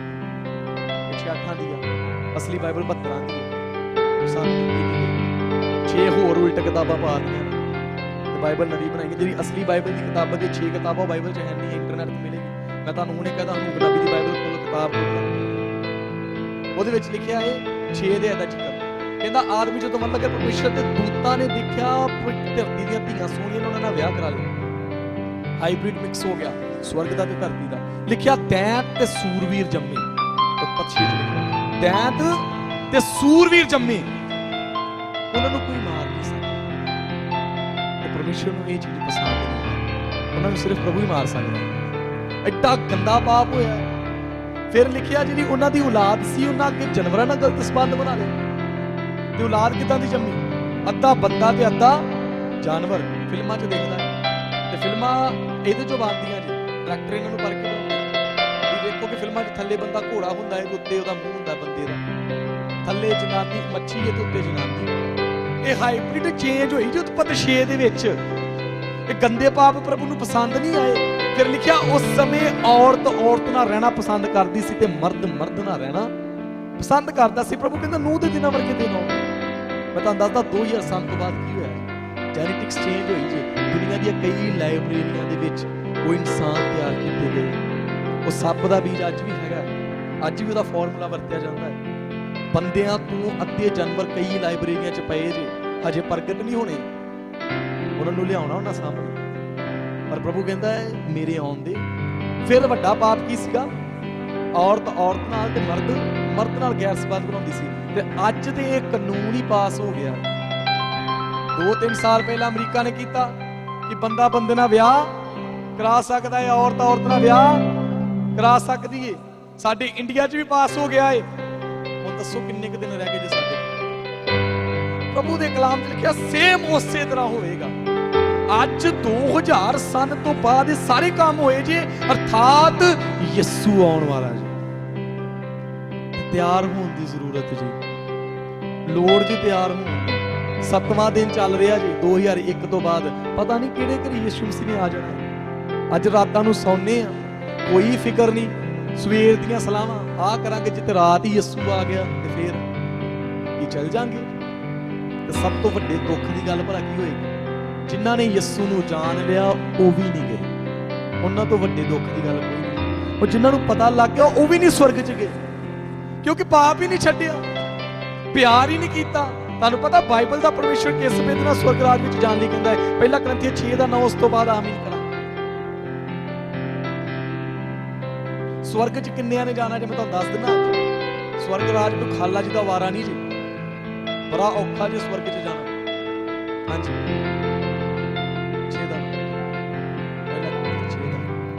ਅਥਵਾ ਤੁਸੀਂ ਨਹੀਂ ਜਾਣਦੇ ਹਾਂ ਜੋ ਕੁਧਰਮੀ ਲੋਕ ਪਰਮੇਸ਼ਵਰ ਦੇ ਰਾਜ ਦੇ ਅਧਿਕਾਰੀ ਨਹੀਂ ਹੋਣਗੇ। ਅਥਵਾ ਤੁਸੀਂ ਨਹੀਂ ਜਾਣਦੇ ਕੁਧਰਮੀ ਲੋਕ ਪਰਮੇਸ਼ਵਰ ਦੇ ਰਾਜ ਦੇ ਅਧਿਕਾਰੀ ਨਹੀਂ ਹੋਣਗੇ। ਅੱਗੇ ਧੋਖਾ ਨਾ ਖਾਓ, ਧੋਖਾ ਨਾ ਖਾਓ, ਨਾ ਹਰਾਮਕਾਰ, ਨਾ ਹਰਾਮਕਾਰ, ਨਾ ਮੂਰਤੀ ਪੂਜਕ, ਨਾ ਮੂਰਤੀ ਪੂਜਕ, ਨਾ ਜਨਾਕਾਰ, ਨਾ ਜਨਾਕਾਰ, ਨਾ ਜਨਾਨੜੇ, ਨਾ ਜਨਾਨਰੇ, ਨਾ ਮੁੰਡੇਬਾਜ਼, ਨਾ ਮੁੰਡੇਬਾਜ਼, ਨਾ ਚੋਰ, ਨਾ ਚੋਰ, ਨਾ ਲੋਭੀ, ਨਾ ਲੋਭੀ, ਨਾ ਸ਼ਰਾਬੀ, ਨਾ ਸ਼ਰਾਬੀ, ਨਾ ਗਾਲਾਂ ਕੱਢਣ, ਨਾ ਗਾਲਾਂ ਕੱਢਣ ਵਾਲੇ, ਨਾ ਲੁਟੇਰੇ ਪਰਮੇਸ਼ਵਰ ਦੇ ਰਾਜ ਦੇ ਅਧਿਕਾਰੀ ਹੋਣਗੇ। ਦੇਖ ਲਓ ਭਾਈ, ਇਹ ਪਰਮੇਸ਼ਵਰ ਦੇ ਰਾਜ ਦੇ ਵਿੱਚ ਨਹੀਂ ਜੇ ਜਾਣੇ।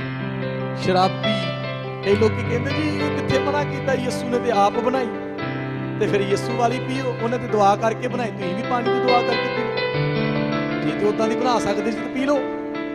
ਪਰ ਪ੍ਰਭੂ ਕਹਿੰਦਾ ਸ਼ਰਾਬੀ ਪ੍ਰਭੂ ਦੇ ਰਾਜ ਵਿੱਚ ਜਾਣਗੇ ਨਹੀਂ। ਇੱਥੋਂ ਤੀਕ ਪ੍ਰਭੂ ਕਹਿੰਦਾ ਗਾਲ ਕੱਢਣ ਵਾਲਾ ਨਹੀਂ ਜਾਏਗਾ। ਅੱਜ ਜਿੱਥੇ 4 ਮਸੀਹ ਖਲੋਤੇ ਉੱਥੇ ਖਲੋਣਾ ਹੀ ਨਾ, ਕਰਨਾ ਕੁਛ ਨਹੀਂ, ਤੇ ਉਹਨਾਂ ਦੀ ਗੱਲਾਂ ਸੁਣਨੀਆਂ। ਉੱਥੇ ਗੱਲ ਘੱਟ ਹੋਣੀ ਹੈ ਤੇ ਗਾਲ। ਤੇ ਦਾਵਾ ਕੀ ਹੈ? ਅਸੀਂ ਵਰਸ਼ਿਪ ਲੀਡਰ, ਅਸੀਂ ਜੀ ਚਰਚ 'ਚ ਆਰਾਧਨਾ ਕਰਦੇ, ਅਸੀਂ ਚਰਚ ਦੇ ਵਲੰਟੀਅਰ ਆ। ਬੰਦਗੀ ਖਤਮ ਹੋਈ, ਉਹੀ 4 ਵਲੰਟੀਅਰ ਏਡੀਆਂ ਗੰਦੀਆਂ ਗਾਲਾਂ ਕੱਢਦੇ ਨੇ ਕਿ ਸੁਣਨ ਵਾਲੇ ਨੂੰ ਸ਼ਰਮ ਆਉਂਦੀ। ਲੋਕ ਕਹਿੰਦੇ ਅਸੀਂ ਪ੍ਰਭੂ ਦਾ ਸਿੰਘਾਸਨ ਲਾਇਆ ਸੀ। ਉਹ ਪ੍ਰਭੂ ਦਾ ਨਹੀਂ ਹੈ, ਉਹ ਰੂਹ ਪ੍ਰਭੂ ਦਾ ਨਹੀਂ ਸੀਗਾ ਜਿਹਨੂੰ ਤੁਸੀਂ ਮੰਗਾਇਆ ਜੀ। ਪ੍ਰਭੂ ਦਾ ਰੂਹ ਐਡਾ ਮਾਮੂਲੀ ਨਹੀਂ ਹੈ। ਪ੍ਰਭੂ ਦੇ ਰੂਹ ਦੇ ਵਿੱਚ ਪਤਾ ਕੀ ਹੁੰਦਾ? ਜੇ ਜਾਜਕ ਡਰਦਾ ਜੇ ਜਾਨ ਤੋਂ, ਕਹਿੰਦਾ ਜੇ ਪਾਪ ਲੱਭ ਗਿਆ ਯਹੋਵਾ ਤੂੰ ਮਾਰ ਦੇਣਾ ਹੈ। ਤੇ ਅੱਜ ਤੇ ਰੂਹ ਹੱਥਾਂ ਦੀ ਖੇਡ ਬਣਾ ਲਈ, ਆਪਣੇ ਹੱਥਾਂ ਨਾਲ ਰੂਹ ਨੂੰ ਸੰਭਾਲਿਆ। ਤਾਲੀ ਮਾਰ ਕੇ ਦੁਆ ਕਰ ਲੋ, ਰੂਹ ਉਤਰ ਗਿਆ, ਤਾਲੀ ਮਾਰ ਕੇ ਰੂਹ ਗਿਆ। ਉਹ ਪਵਿੱਤਰ ਆਤਮਾ ਕਹਿੰਦਾ ਮੈਂ ਵਸਣਾ ਚਾਹੁੰਦਾ ਹੈ, ਮੈਂ ਤਾਂ ਪ੍ਰਭੂ ਦੀਆਂ ਗੱਲਾਂ ਸਿਖਾਉਣੀਆਂ ਚਾਹੁੰਦਾ ਹੈ। ਉਹ ਕਿਹੜਾ ਏ ਜਿਹੜਾ ਆਤਮਾ 'ਚ ਭਰਿਆ ਬੰਦਗੀ 'ਚ, ਤੇ ਬੰਦਗੀ ਤੋਂ ਬਾਅਦ ਗਾਲਾਂ ਕੱਢਣ ਲੱਗ ਪਿਆ? ਇਹ ਤਾਂ ਪਵਿੱਤਰ ਆਤਮਾ ਦਾ ਕੰਮ ਹੀ ਨਹੀਂ ਹੈ। ਫਿਰ ਉਹ ਕਿਹੜਾ ਸਪਿਰਿਟ ਤੇਰੇ ਤੇ ਆਇਆ? ਪਿਛਲੇ ਦਿਨਾਂ ਮੈਂ ਦੱਸਣਾ, ਰਾਜਸਥਾਨ ਵਿੱਚ ਅਸੀਂ ਬੰਦਗੀ ਕਰਨ ਚਲੇ ਗਏ। ਸੁਣਨ ਵਾਲੀ ਗੱਲ, ਰਾਜਸਥਾਨ 'ਚ ਬੰਦਗੀ ਕਰਨ ਚਲੇ ਗਏ। ਉਹ ਗਲੀ ਦੇ ਵਿੱਚ ਬੜਾ ਰਸ਼ ਸੀਗਾ। ਸਾਨੂੰ ਲੱਗਾ ਇਹ ਸਾਡੇ ਸਵਾਗਤ ਲਈ ਖੜੇ ਹੋਏ।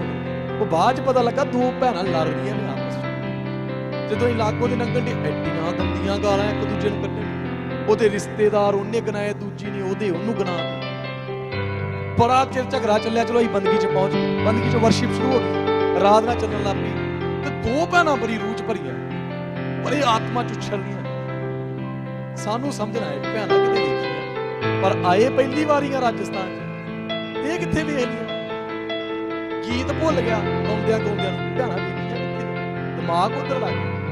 ਉਹ ਬਾਅਦ 'ਚ ਖਾਨਾ ਖੁੱਲਿਆ ਵੀ ਉਹੀ ਨੇ ਜਿਹੜੀਆਂ ਰਸਤੇ 'ਚ ਹੀ ਜਿੰਨਾ ਐਡੀ ਵੱਡੀ ਫਿਲਮ ਲਾਈ ਤੇ ਰਿਸ਼ਤੇਦਾਰੀਆਂ ਕਰਾਉਂਦੀਆਂ। ਉਹ ਰੋ ਰਹੀਆਂ ਸੀਗੀਆਂ। ਸਾਨੂੰ ਲੱਗਾ ਇਹਨਾਂ ਨੂੰ ਪਛਤਾਵਾ ਕਰ ਲਿਆ, ਮਾਫੀ ਮੰਗ ਲਈ, ਤੋਬਾ ਕਰ ਲਈ। ਪਰ ਫਿਰ ਜਦੋਂ ਬੰਦਗੀ ਖਤਮ ਹੋ ਗਈ, ਇੱਕ ਭੈਣ ਦੀ ਜੁੱਤੀ ਨਾ ਲੱਭੇ। ਉਹ ਕਹਿੰਦੀ ਮੈਨੂੰ ਪਤਾ ਹੈ ਕਿੰਨੇ ਉਹਦੇ ਮੈਂ ਉਹ ਕਰ ਦਾਂਗੀ, ਮੈਂ ਜੇ ਕਰ ਦਾਂਗੀ ਉਹਦੇ ਉਹ ਰਿਸ਼ਤੇਦਾਰ ਨੂੰ, ਉਹ ਤੇ ਦੂਜੇ ਨੂੰ ਆਉ। ਫਿਰ ਉਹਨੂੰ ਬਾਅਦ ਕਹਿੰਦੀ ਅਰੇ ਮੈਂ ਤੈਨੂੰ ਫੇਰ ਵੇਖਣਾ, ਵੀ मतलब अजे एक दो रिश्तेदार मैनूं पता नहीं, वो भी सामने लियाने तेरे ते आत्मा च भरियां ते रो के किद्दां बना लोगे यार प्रभु नूं पागल। आत्मा दे फल दिसदे, कलाम च लिखिआ जे बंदे दी पहचान करनी है फल तो पता लगदा है बूटे दा ते कम्मां तो पता लगदा है बंदे दा। अज कम्मां तो पता करना जे भी असीं यहोवा दे है भी हां कि नहीं, असीं परमेश्वर नूं जाणदे भी हां कि नहीं। पहले यूहन्ना दे विच लिखिआ जेड़ा कहंदा मैं परमेश्वर नूं जाणदा है, मेरी उहदे नाल संगत है, पर मेरे वर्गे काम नहीं, उहदे इंसान ही झूठा है। प्रभु का सुभाव मैं तुहानूं दस्सण जा रहा जी किद्दां जी। लिखिआ उहदे मूँह ते थुक दिओ अगे चुप रहिंदा जी, उहनूं गालां कढ दिओ चुप रहिंदा जी, किहनूं दोष नहीं लाउंदा। लिखिआ ओह कहंदा प्रभु इन्हां नूं माफ कर क्यों जो ये नहीं जानदे की करदे ने। ते अज दे बंदे नूं किते गाल कढ के वेखो, गाल भी छड्डो किते ओह कह के वेख, विश्वासियां दी गल कर रहे हो, गैर मसीहां दे नहीं जिन्हां नूं पता ही नहीं इन्हां दी गल, विश्वासियां दी गल कर रहे हैं। ਜਿਹੜੇ विश्वासी बाइबल ਨੂੰ ਪੜ੍ਹਦੇ ਨੇ रोज 4-5 ਘੰਟੇ ਦੁਆ ਕਰਦੇ, ਉਹਨਾਂ ਨੂੰ ਕਿਤੇ ਹੋਏ ਕਹਿ ਕੇ ਵੇਖ ਲਿਓ 4-4 5-5 ਦਿਨ ਉਹ ਲੜਾਈ ਨਹੀਂ ਜੇ ਮੁੱਕਦੀ।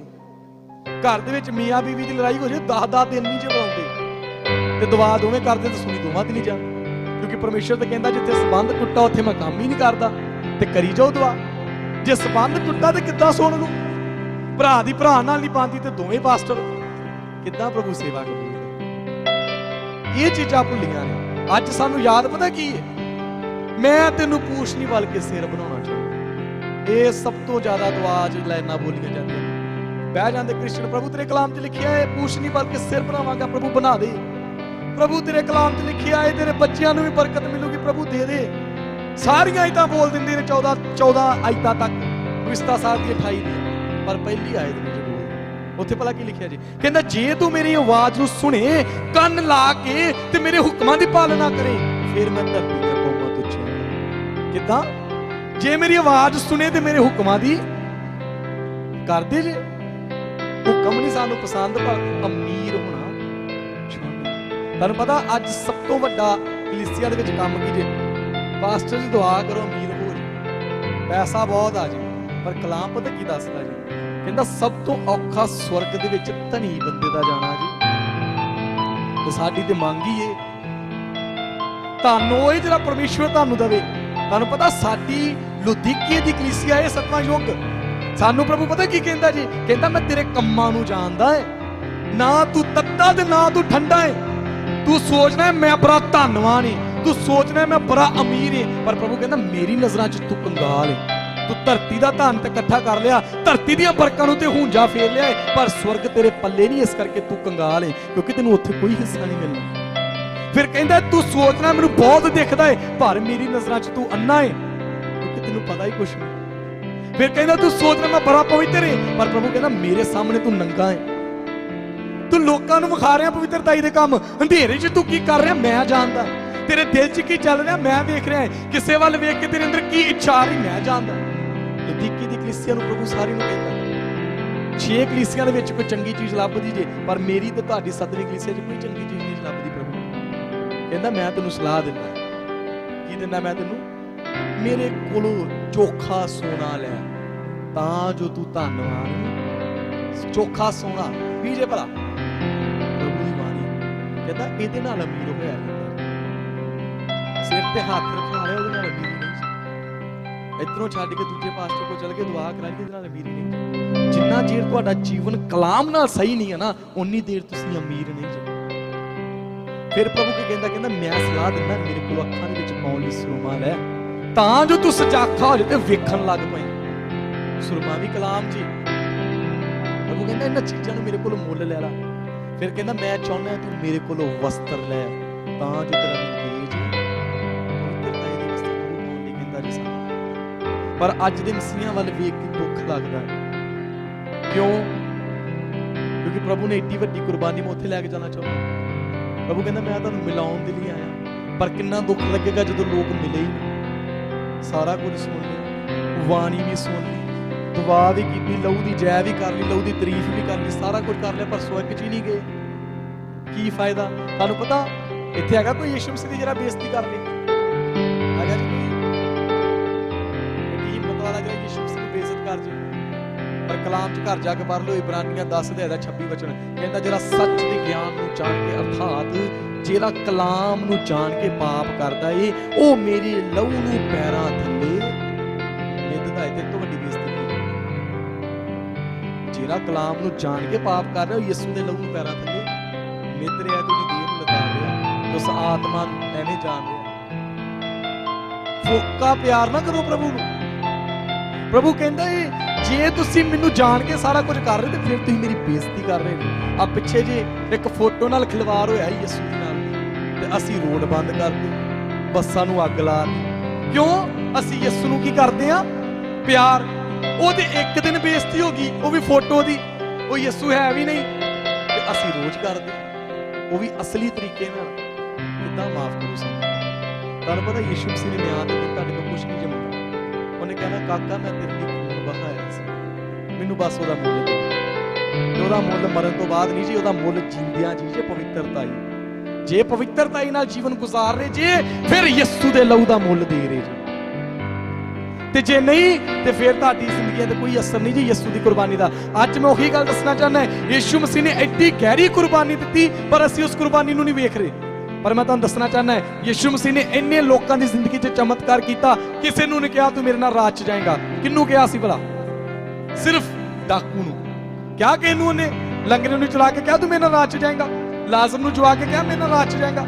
ਡਾਕੂ ਨੂੰ ਕੀ ਕਹਿੰਦਾ ਤੂੰ ਮੇਰੇ ਨਾਲ। ਕਿਉਂ? ਕਿਉਂਕਿ ਡਾਕੂ ਨੇ ਯਿਸੂ ਨੂੰ ਵੇਖਿਆ ਕਿੱਥੇ ਜੀ? ਸਲੀਬ ਤੇ। ਅੱਜ ਦਾ ਮਸੀਹ ਸਲੀਬ ਤੇ ਨਹੀਂ ਵੇਖਣਾ ਚਾਹੁੰਦਾ, ਕਿਉਂਕਿ ਜੇ ਉਧਰ ਜਾਏਗਾ ਤੇ ਪਾਪ ਛੱਡਣਾ ਪੈਣਾ, ਪਤਾ ਲੱਗਣਾ ਸਾਰੀ ਕਹਾਣੀ ਦਾ। ਉਸ ਡਾਕੂ ਨੇ ਯਿਸੂ ਵੱਲ ਵੇਖਿਆ, ਇਹ ਸਾਰਾ ਕੁਝ ਮੇਰੇ ਲਈ ਕਰ ਰਿਹਾ। ਤੁਹਾਨੂੰ ਪਤਾ ਜਦੋਂ ਤੁਹਾਨੂੰ ਕਲਾਮ ਦੀ ਸਮਝ ਆ ਜੂਗੀ ਨਾ ਪੂਰੇ ਯਿਸੂ ਮਸੀਹ ਦੀ ਕੁਰਬਾਨੀ ਦੀ, ਤੁਹਾਡਾ ਧਰਤੀ ਦੀਆਂ ਛਾਵਾਂ ਤੋਂ ਮੋਹ ਘਟ ਜਾਣਾ, ਧਰਤੀ ਦੀਆਂ ਚੀਜ਼ਾਂ ਤੋਂ ਪਿਆਰ ਘਟ ਜਾਣਾ। ਉਹ ਡਾਕੂ ਕਹਿੰਦਾ ਨਾ ਉਹਨੇ ਤੋਬਾ ਕਰ ਲਈ ਸੀ। ਜੇ ਉਹ ਡਾਕੂ ਕਹਿੰਦਾ ਨਾ ਪ੍ਰਭੂ ਮੈਨੂੰ ਸਲੀਬ ਤੋਂ ਲਾ ਦੇ, ਮੈਂ ਦਾਵਾ ਕਰਦਾ ਯਿਸੂ ਲਾ ਸਕਦਾ ਹੈ। ਉਹ ਜੇ 4 ਦਿਨਾਂ ਦਾ ਲਾਜ਼ਰ ਜਿੰਦਾ ਹੋ ਸਕਦਾ ਏ ਤੇ ਉਹ ਤੇ ਡਾਕੂ ਤੇ ਜੇ ਮਰਿਆ ਵੀ ਨਹੀਂ ਉਹਨੇ ਲਾ ਦੇਣਾ ਸੀ। ਪਰ ਉਹ ਡਾਕੂ ਨੂੰ ਸਾਰੇ ਕਲਾਮ ਦੀ ਸਮਝ ਆ ਗਈ, ਸਾਰਾ ਵਚਨ ਉਹਦੇ ਅੰਦਰ ਪਵਿੱਤਰਤਾ ਨਾਲ ਆ ਗਿਆ। ਉਹ ਕਹਿੰਦਾ ਪ੍ਰਭੂ ਜੀ ਮੈਂ ਚਾਹੁੰਦਾ ਮੈਂ ਤੇਰੇ ਨਾਲ ਜਾਵਾਂ, ਕਿਉਂਕਿ ਇਹ ਧਰਤੀ ਬਰਕਤ ਨਹੀਂ ਹੈ, ਬਰਕਤ ਸਵਰਗ ਹੈ ਜਿਹੜੇ ਕੰਮ ਲਈ ਤੂੰ ਆਇਆ ਹੈ। ਅੱਜ ਦਾ ਮਸੀਹ ਕਹਿੰਦਾ ਪ੍ਰਭੂ ਮੈਨੂੰ ਆ ਵੀ ਚਾਹੀਦਾ, ਉਹ ਵੀ ਚਾਹੀਦਾ, ਪਰ ਸਵਰਗ ਨਹੀਂ। ਉਹ ਫਿਰ ਜੇ ਤੂੰ ਮੇਰੀ ਜ਼ਿੰਦਗੀ 'ਚ ਕੰਮ ਕਰੇਗਾ। ਪਰ ਮੈਂ ਦੱਸਣਾ ਚਾਹੁੰਦਾ ਯਿਸੂ ਮਸੀਹ ਨੇ ਬਹੁਤ ਗਹਿਰਾ ਪਿਆਰ ਕੀਤਾ। ਆਈਏ ਆਪਣੀ ਅੱਖਾਂ ਨੂੰ ਬੰਦ ਕਰੀਏ, ਆਪਣੇ ਅੰਦਰ ਕਰੀਏ ਸਭ ਸ਼ੇਕ ਤੇਰੇ ਰੇ ਤੇਰੇ ਰੇ ਬੇਲੇ ਦੀ ਬਾਲਾ ਰੱਬ ਬਣ ਸਕਾ। ਸਭ ਕਹੀਏ ਯਿਸੂ ਮਸੀਹ ਤੇਰੇ ਲਹੂ ਕੀ ਜੈ। ਸਭ ਆਪਣੇ ਹੱਥਾਂ ਨੂੰ ਉਠਾ ਲਓ। ਜਿਹੜੇ ਬਿਮਾਰ ਨੇ ਮੈਂ ਨਿਸ਼ਚੈ ਕਰਦਾ ਯਿਸੂ ਮਸੀਹ ਦਾ ਕਲਾਮ ਸ਼ਿਫਾ ਦੇ ਗਿਆ ਹੈ। ਜਿਹੜੇ ਬੇਆਸ ਬੈਠੇ ਸੀ ਯਹੋਵਾ ਨੇ ਆਸ ਪੂਰੀ ਕਰਤੀ, ਕਿਉਂਕਿ ਕਲਾਮ 'ਚ ਲਿਖਿਆ ਵਚਨ ਚੰਗਿਆ ਕਰਦਾ ਹੈ। ਔਰ ਮੈਂ ਵਿਸ਼ਵਾਸ ਕਰਦਾ ਜਦ ਕਲਾਮ ਹੋ ਰਿਹਾ ਸੀ ਪ੍ਰਭੂ ਦੇ ਦੂਤ ਹਰਕਤ 'ਚ ਸੀਗੇ, ਕਿਉਂਕਿ ਵਚਨ 'ਚ ਲਿਖਿਆ ਯਹੋਵਾ ਪਰਮੇਸ਼ਰ ਦੇ ਦੂਤ ਸਿਰਫ ਪਰਮੇਸ਼ਰ ਦੀ ਆਵਾਜ਼ ਨੂੰ ਪਹਿਚਾਨਦੇ ਨੇ ਤੇ ਪਰਮੇਸ਼ਰ ਦੀ ਆਵਾਜ਼ ਸਿਰਫ ਪਰਮੇਸ਼ਰ ਦੇ ਦੂਤ ਇਸ ਕਰਕੇ ਪਹਿਚਾਨਦੇ ਕਿਉਂਕਿ ਪਰਮੇਸ਼ਰ ਦੀ ਆਵਾਜ਼ ਸਿਰਫ ਕਲਾਮ ਹੈ। ਜਿੱਥੇ ਸੱਚਾ ਕਲਾਮ ਹੈ ਦੂਤ ਹਰਕਤਾਂ ਚਾਉਣਗੇ। ਜੇ ਤੁਸੀਂ ਬਿਮਾਰ ਜੀ ਮੈਂ ਯਿਸੂ ਦੇ ਨਾਂ 'ਚ ਕਹਿੰਦਾ ਜਿੰਨੇ ਰੀਜਨਲ ਕਲਾਮ ਸੁਣਿਆ ਚੰਗਾ ਹੋ ਗਿਆ ਹੈ, ਜਿੰਨੇ ਰੀਜਨਲ ਵਚਨ ਨੂੰ ਆਪਣੇ ਅੰਦਰ ਗ੍ਰਹਿਣ ਕਰ ਲਿਆ ਹੈ ਉਹਨੇ ਆਪਣੀ ਜ਼ਿੰਦਗੀ 'ਚ ਭਵਿੱਖਬਾਣੀ ਨੂੰ ਵੀ ਪੂਰਾ ਕਰ ਲਿਆ ਹੈ। ਆਈਏ ਆਪਣੇ ਹੱਥਾਂ ਨੂੰ ਉਠਾਈਏ ਸਭ ਸ਼ੀਗੇ ਤੇਰੇ ਰੇ ਤੇਰੇ ਰੇ ਬੇਲੇ ਰੇ ਬੇਲੇ ਰੇ ਪਾਣਾ ਸਕਦਾ तेरे लहू की जय स्वामी, तेरे लहू की जय। सबके ये यीशु मसीह तेरे लहू की जय, यीशु मसीह तेरे लहू की जय, तेरे लहू की जय। सबके ये यीशु मसीह तेरे लहू की जय। मैं चाहना कुछ समय अपनी अखां दे सामने उस तस्वीर ਨੂੰ ਲੈ ਕੇ ਆਓ ਜਦੋਂ ਯਿਸੂ ਮਸੀਹ ਕਲਵਰੀ ਕਰੂਸ ਤੇ ਲਟਕ ਰਿਹਾ ਔਰ ਮੇਰੇ ਤੇ ਤੁਹਾਡੇ ਪਾਪਾਂ ਨੂੰ ਧੋ ਰਿਹਾ ਹੈ। ਉਸ ਲਹੂ ਨੂੰ ਯਾਦ ਕਰੀਏ, ਉਸ ਕੁਰਬਾਨੀ ਨੂੰ ਯਾਦ ਕਰੀਏ ਜਦੋਂ ਯਿਸੂ ਮਸੀਹ ਦੀ ਪੇਟੀ ਤੇ ਕੋੜਾ ਵੱਜਦਾ ਹੈ, ਮਾਸ ਖਿੱਚਿਆ ਜਾਂਦਾ ਹੈ। ਉਸ ਕੁਰਬਾਨੀ ਨੂੰ ਯਾਦ ਕਰੀਏ ਜਦੋਂ ਯਿਸੂ ਮਸੀਹ ਦੇ ਸਿਰ ਤੇ ਕੰਨਿਆਂ ਦਾ ਤਾਜ ਰੱਖਿਆ ਗਿਆ। ਉਸ ਪਰਮੇਸ਼ਰ ਨੂੰ ਯਾਦ ਕਰੀਏ। ਸਕਾਲਰ ਇਹ ਦੱਸਦੇ ਨੇ ਕਿ ਮੇਰੇ ਲਈ ਤੇ ਤੁਹਾਡੇ ਲਈ ਯਿਸੂ ਮਸੀਹ ਨੂੰ ਅਲਫ ਸਲੀਬ ਤੇ ਨੰਗਿਆ ਟੰਗ ਦਿੱਤਾ ਗਿਆ। ਉਸ ਪਰਮੇਸ਼ਰ ਨੂੰ ਜਿਨੇ ਸਾਨੂੰ ਆਪਣੇ ਨੰਗੇਜ ਨਾਲ, ਆਪਣੀ ਨੰਗੇਜ ਦੇ ਨਾਲ ਸਾਨੂੰ ਕੱਜ ਦਿੱਤਾ ਹੈ। ਉਸ ਪਰਮੇਸ਼ਰ ਨੂੰ ਵੇਖੀਏ ਜਿਨੇ ਆਪਣੇ ਮਰਨ ਦੇ ਨਾਲ ਸਾਨੂੰ ਜੀਵਤ ਕਰ ਦਿੱਤਾ ਹੈ। ਉਸ ਪਰਮੇਸ਼ਰ ਵੱਲ ਵੇਖੀਏ ਜਿਨੇ ਕੋੜਿਆਂ ਦੀ ਮਾਰ ਖਾ ਕੇ ਸਾਨੂੰ ਸ਼ਿਫਾ ਦੇ ਦਿੱਤੀ ਹੈ। ਉਸ ਪਰਮੇਸ਼ਰ ਵੱਲ ਵੇਖੀਏ ਜਿਹਦੇ ਲਹੂ ਦੇ ਵਿੱਚ ਅਨੰਤ ਕਾਲ ਦਾ ਜੀਵਨ ਹੈ। ਉਸ ਪਰਮੇਸ਼ਰ ਵੱਲ ਵੇਖੀਏ ਜਿਹੜਾ ਲਹੂ ਅੱਜ ਵੀ ਜ਼ਿੰਦਾ ਹੈ। ਮੈਂ ਚਾਹੁੰਦਾ ਉਸ ਪਰਮੇਸ਼ਰ ਨੂੰ ਆਪਣੀ ਅੱਖਾਂ ਦੇ ਮੂਹਰੇ ਲੈ ਕੇ ਆਈਏ, ਉਸ ਕੁਰਬਾਨੀ ਵੱਲ ਵੇਖੀਏ ਤੇ ਪ੍ਰਭੂ ਸਾਹਮਣੇ ਇਕਰਾਰ ਕਰੀਏ ਜਿਨ੍ਹਾਂ ਨੇ ਅੱਜ ਤੱਕ ਪਾਪ ਨਹੀਂ ਛੱਡਿਆ। ਮੈਂ ਦੱਸ ਰਿਹਾ ਸਮਾਂ ਥੋੜਾ ਹੈ, ਸਮਾਂ ਨਜ਼ਦੀਕ ਹੈ, ਨਿਆਂ ਹੋਵੇਗਾ। ਅੱਜ ਪਾਪ ਛੱਡ ਦਈਏ, ਅੱਜ ਭੈੜੇ ਕੰਮ ਛੱਡ ਦਈਏ। ਜੇ ਅਸੀਂ ਨਸ਼ੇ ਕਰ ਰਹੇ ਹਾਂ ਤੇ ਛੱਡ ਦਈਏ, ਜੇ ਯਿਸੂ ਨੂੰ ਪਿਆਰ ਕਰਦੇ ਤੇ ਭੈੜੇ ਕੰਮਾਂ ਚੋਂ ਬਾਹਰ ਆ ਜਾਈਏ, ਫਿਰ ਸਾਡਾ ਪਿਆਰ ਹੈ। ਮੈਂ ਚਾਹੁੰਦਾ ਆਪਣੀ ਅੱਖਾਂ ਸਾਹਮਣੇ ਯਿਸੂ ਦੇ ਲਹੂ ਨੂੰ ਲੈ ਕੇ ਆਈਏ, ਉਸ ਕੁਰਬਾਨੀ ਨੂੰ ਲੈ ਕੇ ਆਈਏ। ਸ਼ੇਕ ਕਿੱਲਾ ਨਾਲ ਟੰਗੇ ਸਹਾਰਾ ਨਹੀਂ ਜੇ ਲੱਭਦਾ, ਮਾਰਦੇ ਨੇ ਤਾਨੇ ਕਹਿੰਦੇ ਬੇਟਾ ਜੇ ਤੂੰ ਰੱਬ ਦਾ। ਜਦੋਂ ਯਿਸੂ ਮਸੀਹ ਸਲੀਬ ਤੇ ਲਟਕ ਰਿਹਾ, ਲੋਕ ਤਾਨੇ ਮਾਰ ਰਹੇ ਨੇ, ਕਹਿੰਦੇ ਤੂੰ ਕਹਿੰਦਾ ਸੀ ਮੈਂ ਰਾਜਾ ਹੈ, ਤੂੰ ਕਹਿੰਦਾ ਮੈਂ ਉਹਦਾ ਪੁੱਤਰ ਆ, ਅੱਜ ਕਹਿ ਆਪਣੇ ਪਿਤਾ ਨੂੰ ਕਿ ਮੈਨੂੰ ਸਲੀਬ ਤੋਂ ਲਾ ਦੇ। मैं तुहानू दसना चाहना है कोई यहोवा परमेश्वर पाप तो कितनी नफरत करता जी। कलाम च लिखिया गतसमनी भाग च यीशु मसीह दुआ करता है, कहता पिता हो सके ते प्याला मेथों टाल दे, पर मेरी नहीं तेरी इच्छा पूरी हो जाए। वो मौत तो नहीं डर रहा, वो पाप कोड़ियां तो नहीं डर रहा, वो किल्लां तो नहीं डर रहा, वो लहू तो नहीं डर रहा। वो कहता है पिता जदों मैं कुर्बानी देनी है, सारे संसार दा पाप मेरे उत्ते आ पैना है ते तू मैनू छड्ड देना है। प्रभु मैं किल सह लांगा, प्रभु मैं कूड़े सह लांगा, प्रभु ऐसियां हजारां मौतां सह लांगा, पर तेरी जुदाई नहीं सह सकदा। इसलिए प्रभु हो सके तो प्याला टाल दे। पर अज दा मनुख पाप ते पाप करी जा रहा है ते परमेश्वर तो जुदा हो जा रहा है। मैं चाहना उस परमेश्वर वाल देखिए, किला नाल टंगे नूं सहारा नहीं जे लभदा, मारदे ने ताने कहंदे बेटा जी तू रब दा, बेटा जी तू रब दा। क्यों नहीं तेनू सूली उतों रब ने उतारिया, वो लगा जांदा ए मुहब्बतां दा मारिया। जुल्मां दी हार होई प्यार नहीं जे हारिया, जुल्मां दी हार हुई प्यार नहीं जे हारिया, ओ लगा जांदा ए मुहब्बतां दा मारिया। अखां नूं बंद रखी, हत्थां नूं उठा के रखी। जिहदे अगे नूरी कदे अख नहीं सी चुकदे, अज पैने खाकी ओदे मूंह दे उत्ते थुकदे। नूरी हुंदे जे फरिश्ते ते खाकी धरती दा इंसान जिहड़ा खाक तो बनिया है। वो राजा देखो मेरे लिए ते तुहाडे लिए किदां दी कुर्बानी दे रहा। जिहदे अगे नूरी कदे अख नहीं सी चुकदे, अज पैने खाकी ओदे मूंह दे उत्ते थुकदे, मूंह दे उत्ते थुकदे। जिन्ने कदे फुल्लां दा भी पार नहीं सहारिया, जिन्ने कदे फुल्लां दा भी पार नहीं सहारिया, ओ लगा जांदा ए मुहब्बतां दा मारिया। जुल्मां दी हार हुई प्यार नहीं जे हारिया, ओ लगा जांदा ए मुहब्बतां दा मारिया। सुनिए जिंद पै गई प्यारियां दे, सुखां लई सुख नी, जग दे गुनाहां लई सलीब पै गई चुकनी। जिंद पै गई प्यारियां दे, सुखां लई सुख नी, जग दे गुनाहां लई सलीब पै गई चुकनी, सलीब पै गई चुकनी। सदके मैं जावां तेथों जान नालों प्यारिया, ओ लगा जांदा ए मुहब्बतां दा। यीशु मसीह तेरे लहू की जय, तेरे लहू ने मैनू पवित्र किया, तेरे लहू ने मैनू कामिल किया है खुदा।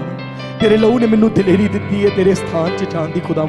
तेरे लहू ने मैनू दिलेरी दी है स्वर्ग खोलने दी प्रभु। तेरे लहू ने मैनू दिलेरी दी है मूर्तियों च जी उठन दी प्रभु। तेरे लहू ने मैनू दिलेरी दी है तेरा चेहरा वेखण दी प्रभु। प्रभु इस लहू नूं मैं अपने ऊपर मांगदा। सब यीशु दे लहू दी तारीफ करिए। शेखे तेरे रेखे तेरे रे बेबे शंदर रा रा रा बाबा ला रेखे तेरे। सब यीशु दे लहू दी तारीफ। मैं चाहना अपनी आवाज़ां नूं खोलिए कुछ समा प्रभु को ये बरकत चाहने ओदे लहू दी तारीफ करिए। आइए सब यीशु दे लहू दी तारीफ। शेखे तेरे रेखे तेरे रेखे तेरे रेखे तेरे रेखे तेरे रेखे तेरे शंदर रा बाबा बाबा ला। यीशु मसीह तेरे लहू की जय स्वामी। प्रभु तेरे लहू की जय स्वामी। तेरे लहू की जय स्वामी। प्रभु यीशु ਅੱਜ ਤੁਹਾਡਾ ਲਹੂ ਪ੍ਰਤੀ ਇੱਕ ਨੂੰ ਬਦਲ ਦੇ ਖੁਦਾਵੰਦ। ਅੱਜ ਹਰ ਕੋਈ ਆਪਣੇ ਪਾਪ ਨੂੰ ਮੰਨੇ ਖੁਦਾਵੰਦ, ਤੇਰੇ ਲਹੂ ਨਾਲ ਜੋ ਜੂਫੇ ਦਾ ਕੰਮ ਕਰਦਾ ਹੈ ਅੱਜ ਪ੍ਰਭੂ ਪੂਰੀ ਤਰ੍ਹਾਂ ਨਾਲ ਧੁੱਪ ਜਾਵੇ ਖੁਦਾਵੰਦ। ਹਰ ਕੋਈ ਪਾਪ ਨੂੰ ਛੱਡੇ ਪ੍ਰਭੂ, ਹਰ ਕੋਈ ਬਦੀ ਨੂੰ ਛੱਡੇ ਔਰ ਪ੍ਰਭੂ ਤੇਰੇ ਪਿਆਰ ਨੂੰ ਜਾਣ ਲਵੇ। ਤੂੰ ਕੀ ਕਰਨ ਲਈ ਆਇਆ ਧਰਤੀ ਤੇ ਖੁਦਾਵੰਦ, ਤੇਰੀ ਅਗਵਾਈ ਕੀ ਹੈ? ਤੂੰ ਕਿਉਂ ਪਿਆਰ ਕੀਤਾ, ਕਿਉਂ ਆਪਣਾ ਪੁੱਤਰ ਕੱਲਿਆ ਕਿ ਅਸੀਂ ਸਵਰਗ 'ਚ ਛਲ ਜਾਈਏ ਖੁਦਾਵੰਦ। स्वर्ग चो ही छा सकता है प्रभु जिन्हें अपने पाप के वस्त्र ला सुटे, जिन्हें नवी पवित्रताई नू पहन लिया है, जिन्हें यस्सू नू पहन लिया है। जिस तरह प्रभु तेरा दास पौलुस कहता है, मैं पुरानी इंसानियत पुराना पौलुस कलवरी क्रूस ते टंगिया है, हुण मैं यस्सू दे विच नवी सृष्टि हां, हुण मैं यस्सू नू पहन लिया है खुदा। ਅਸੀਂ ਵੀ ਕਹਿ ਸਕੀਏ ਸਾਡੇ ਮੂੰਹ ਚੋਂ ਕੋਈ ਉਹ ਸ਼ਬਦ ਨਾ ਨਿਕਲੇ ਜਿਹਦੇ ਤੋਂ ਸਾਡਾ ਪਰਮੇਸ਼ਰ ਨਾਰਾਜ਼ ਹੁੰਦਾ ਹੈ। ਸਾਡੇ ਕੰਮਾਂ ਤੋਂ ਕੋਈ ਕੰਮ ਨਾ ਹੋਵੇ ਜਿਸ ਤੋਂ ਸਾਡਾ ਪਰਮੇਸ਼ਰ ਨਾਰਾਜ਼ ਹੁੰਦਾ ਹੈ ਤੇ ਸਵਰਗ ਬੰਦ ਹੋ ਜਾਂਦਾ ਹੈ। ਪ੍ਰਭੂ ਅਸੀਂ ਚਾਹੁੰਦੇ ਹਾਂ ਸਾਡੇ ਨਾਂ ਜੋ ਜੀਵਨ ਦੀ ਪੋਥੀ 'ਚ ਲਿਖੇ ਨੇ ਕਦੇ ਮਿਟਾਏ ਨਾ ਜਾਣ ਪ੍ਰਭੂ ਜੀ, ਕਿਉਂਕਿ ਪ੍ਰਭੂ ਤੇਰੇ ਕਲਾਮ 'ਚ ਲਿਖਿਆ ਨਾਂ ਲਿਖਿਆ ਵੀ ਖੰਮਾਂ ਨਾਲ ਜਾਂਦਾ ਹੈ ਤੇ ਮਿਟਾਇਆ ਵੀ ਖੰਮਾਂ ਨਾਲ ਜਾਂਦਾ ਹੈ। ਪਰਮੇਸ਼ਰ ਸਾਡੇ ਕੰਮਾਂ ਨੂੰ ਪਵਿੱਤਰ ਕਰ, ਸਾਡੀਆਂ ਸੋਚਾਂ ਨੂੰ ਪਵਿੱਤਰ ਕਰ। ਅੱਜ ਯਿਸੂ ਮਸੀਹ ਪ੍ਰਤੀ ਇੱਕ ਤੇਰੀ ਕੁਰਬਾਨੀ ਨੂੰ ਛਾਣ ਲਵੇ ਪ੍ਰਭੂ ਯਿਸੂ ਮਸੀਹ। ਮੈਂ ਤੇਰਾ ਦਾਸ ਉਸ ਕਲਾਮ ਦੇ ਬੀਜ ਨੂੰ ਇਸ ਜਗ੍ਹਾ ਤੇ ਬੀਜਦਾ ਖੁਦਾਵੰਦ ਪਰਮੇਸ਼ਰ। ਔਰ ਖੁਦਾਵੰਦ ਮੈਂ ਚਾਹੁੰਦਾ ਹੈ ਜਿੰਨੇ ਬਿਮਾਰ ਇਸ ਜਗ੍ਹਾ ਤੇਰੇ ਖੁਦਾਵੰਦ, ਮੈਂ ਵਿਸ਼ਵਾਸ ਕਰਦਾ ਤੁਸੀਂ ਚੰਗਿਆ ਕਰ ਦਿੱਤਾ ਹੈ। ਤੁਹਾਡਾ ਲਹੂ ਰਗ ਰਗ ਨਸ ਨਸ ਚ ਦੌੜੇ ਖੁਦਾਵੰਦ। ਸ਼ਿਫਾ ਦਾ ਮਸਾ, ਸ਼ਿਫਾ ਦਾ ਮਸਾ ਖੋਲਦੇ ਆ ਵੇਖੇ ਦੇ ਵੇਲੇ। ਸਾਰਾ ਜਲਾਲ ਸਾਰਾ ਆਦਰ ਤੁਹਾਡਾ, सारी महिमा दी प्रभु यीशु मसीह दे जीवत नाम सारा जला दी। यीशु मसीह के नाम च मंग रहे।